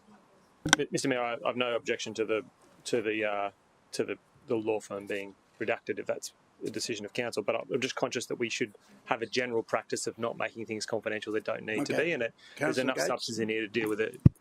Just for the benefit of the minute taker, the reason can be legal advice obtained by the local government or legal proceedings involving the local government.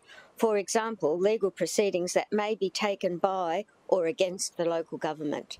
And that's my concern. We don't need to change All right. We'll leave it the way it is then. Okay. Anyone wants... Councillor Gates, do you want to speak for the motion? Anyone speak against the motion?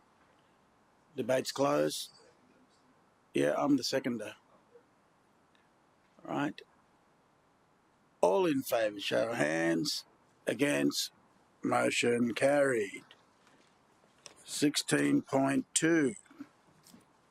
Gold Coast nature-based tourism. Mr. CEO, you do the introduction. I'll do.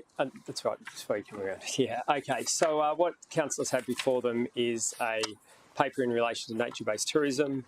It is a number of the objects that were that we said we would deliver at this meeting, based on the approval that was given to proceed with the nature-based tourism program. Given, I think, some public commentary that's happened recently, I would just also indicate that it is the city's intent to make these objects public once council has resolved them, or if council resolves them. I think it speaks for itself. There's no presentation, but similar to the last one, if councillors want to ask specific questions, we will need to go into close. But in general terms, this is what was asked. It's what we said we would deliver as we're putting together this program. All right, questions? Councillor Fowler. Thank you, Mr. Mayor. And through you, I just wanted to understand a little bit more about the difference between the RFP process and the grant process. And so with the RFP process, are we actually looking for low impact tourism operators to present? Are we presenting ideas that they then become the proponents for, or how does that work? And how does it differ, I guess, from, if you could provide a couple of examples, that would be really helpful. Thank you. Through you, Mr. Mayor, to Councillor Fowler. So the grants program is a more traditional program, outgoing grants. There's no partnering or complicated arrangements regarding tenure, for example. So Nikki's Walking Tours is running in Springbrook, and I apply for a grant to extend that offering in the city. So it's another ecotourism product in the city. I could apply for a grant through the program, meeting the required guidelines up to the financial threshold limit. And if it's assessed by the panel and then subsequently approved by council, that's an outgoing grant, which is subsequently acquitted, much like many of our other grants programs in the city. The request for proposals program is the middle of the road. We either can respond to requests from the market to ideate and work together to partner and deliver a mutually beneficial project. So an example of that might be something like an identified parcel of council-owned or controlled land. So we could have a discussion regarding tenure or a leasing licensing arrangement in order to assist in the delivery of that program. Equally, we might look to play an advocacy role with the state or the federal government in order to get that proposal off the ground. So there's a number of different levers that we might be able to activate to actually partner to deliver a mutually beneficial outcome. Again, slightly more complicated, higher value threshold. So at the moment, we're looking at that $250,000, but ultimately a matter for council when they come before council for those proposals. And then the third part is the council projects. So again, much higher value. There may be opportunities in some of those projects to again partner, but that's not the primary focus of those programs. They're really strategic programs that are led by council. Thank you. Other question, Councillor Wilkinson. Thank you, Mr. Mayor. Mine is just, I guess, given some of the commentary that has been floating around just prior to today, and I feel that this is a fairly comfortable question to ask, that as at today's meeting, there are no particular projects that we are endorsing as of today, are we? Just to make that absolutely clear to the general public as well. Through you, Mr. Mayor, the answer, council, is no. So the purpose of today is to seek council's endorsement of the guidelines to really use as that high-level criteria which the nature-based assessment panel will use to provide council with a filter, essentially a prism or a filter through which those projects are presented to council, so that council can make some assumptions about the process and the weighting of those projects. There will be a number of projects that are presented to council at the moment at its December meeting. There'll be a presentation by the chair of the nature-based tourism assessment panel as well to speak to those projects. Okay, Councillor Tozer. Thank you, Mr. Mayor. This week and over the past weeks, I've had some questions from members of the public concerned about nature-based tourism and this process potentially circumventing normal environmental assessment processes. Now, in every case that someone's written to me about that, I've assured them that's ridiculous. Our environmental assessment processes through any sort of planning application will still happen at the local level, and where relevant will also happen at state level. Can we just confirm on the record that that's the case? Mr. CEO.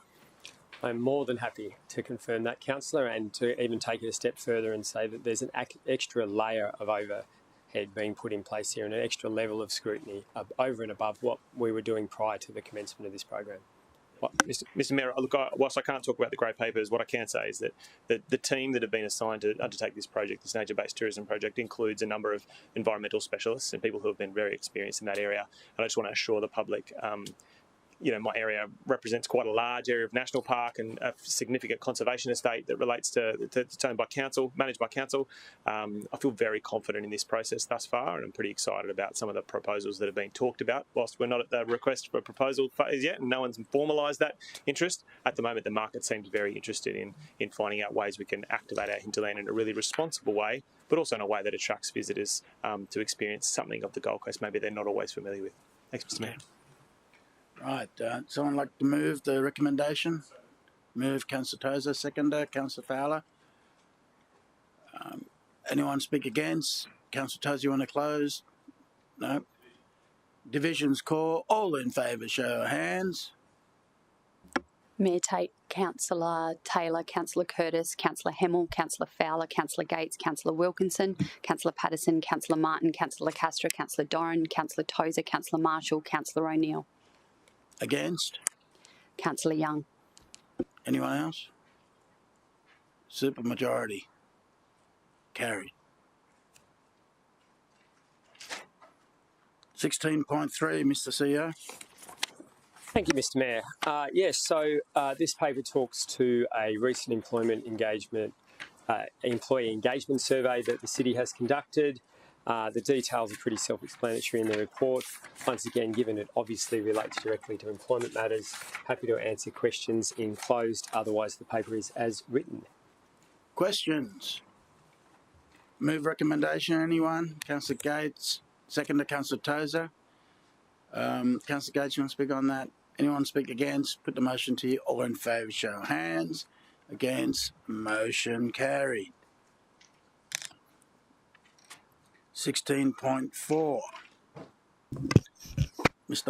Councillor Marshall. Thanks, Mr. Mayor. I've got a prescribed conflict of interest, so I'll leave the room. Okay.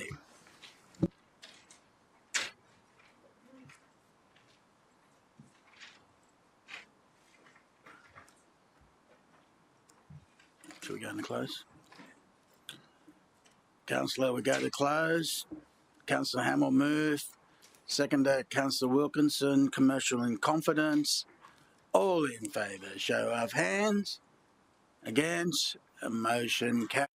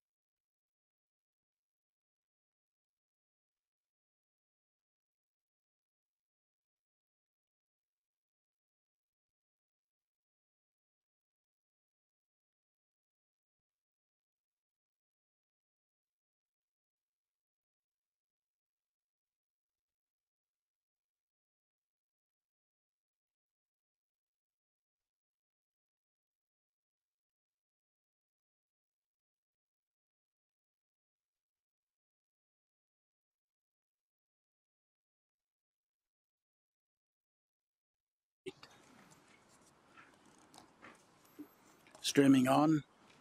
Councillors, we're item 16.4, Griffith University Health and Technology Research Innovation Centre. I move the motion as per on the screen, and Councillor Toast is the seconder. Anyone want to speak against? Councillor Toast, you want to close? Thank you, Mr. Mayor. This project sees council work with a major education provider in the city on an innovative city deal.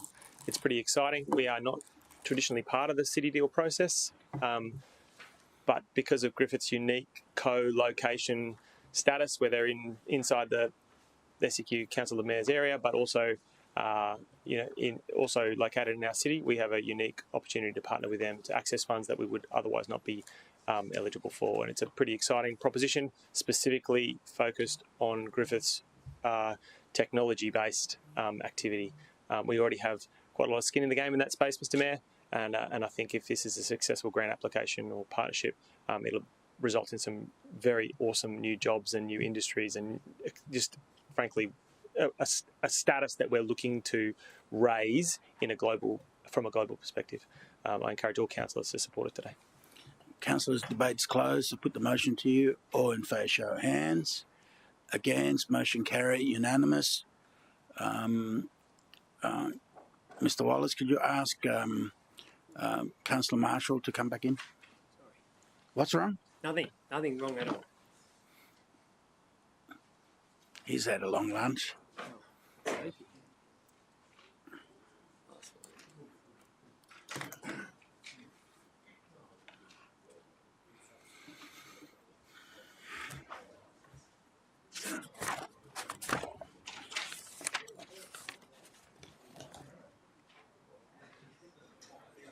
Okay, councillors, 16.5, strategic investment, response to mayoral direction. Mr. CEO. Thank you, councillors. Once again, this one is on the grey, but I think the paper speaks for itself and is consistent with Mr. Mayor's direction to me a couple of months ago. Mine's white. But it's very grey. All right. So there's a motion there, right? All right, I'll move the recommendation. Second to Councillor Gates. Anyone want to speak against? Question? Councillor Gates? Thanks, Mr. Mayor. I just have a question through you to the CEO, whether those directives have been reinstated onto the register, both of them. Thank you. Who's that? Through you, Mr. Mayor. Yes, they have. Thank you. Councillors, I put the motion to you. All in favour, show of hands. Against, motion carried, unanimous. Just before we go, Mr. CEO, is someone waiting for a phone call from the Deputy Premier? Are you or Luke? Is anyone? Have we got a phone call? No? All right, councillors, the proposed mayoral minute that I circulated, I won't move the motion today, but I'll move that motion in the near future should we hear from the Deputy Premier. Okay? Since there's no other, please stay behind for a second after I close. There's something, not a surprise, just an update on the weather.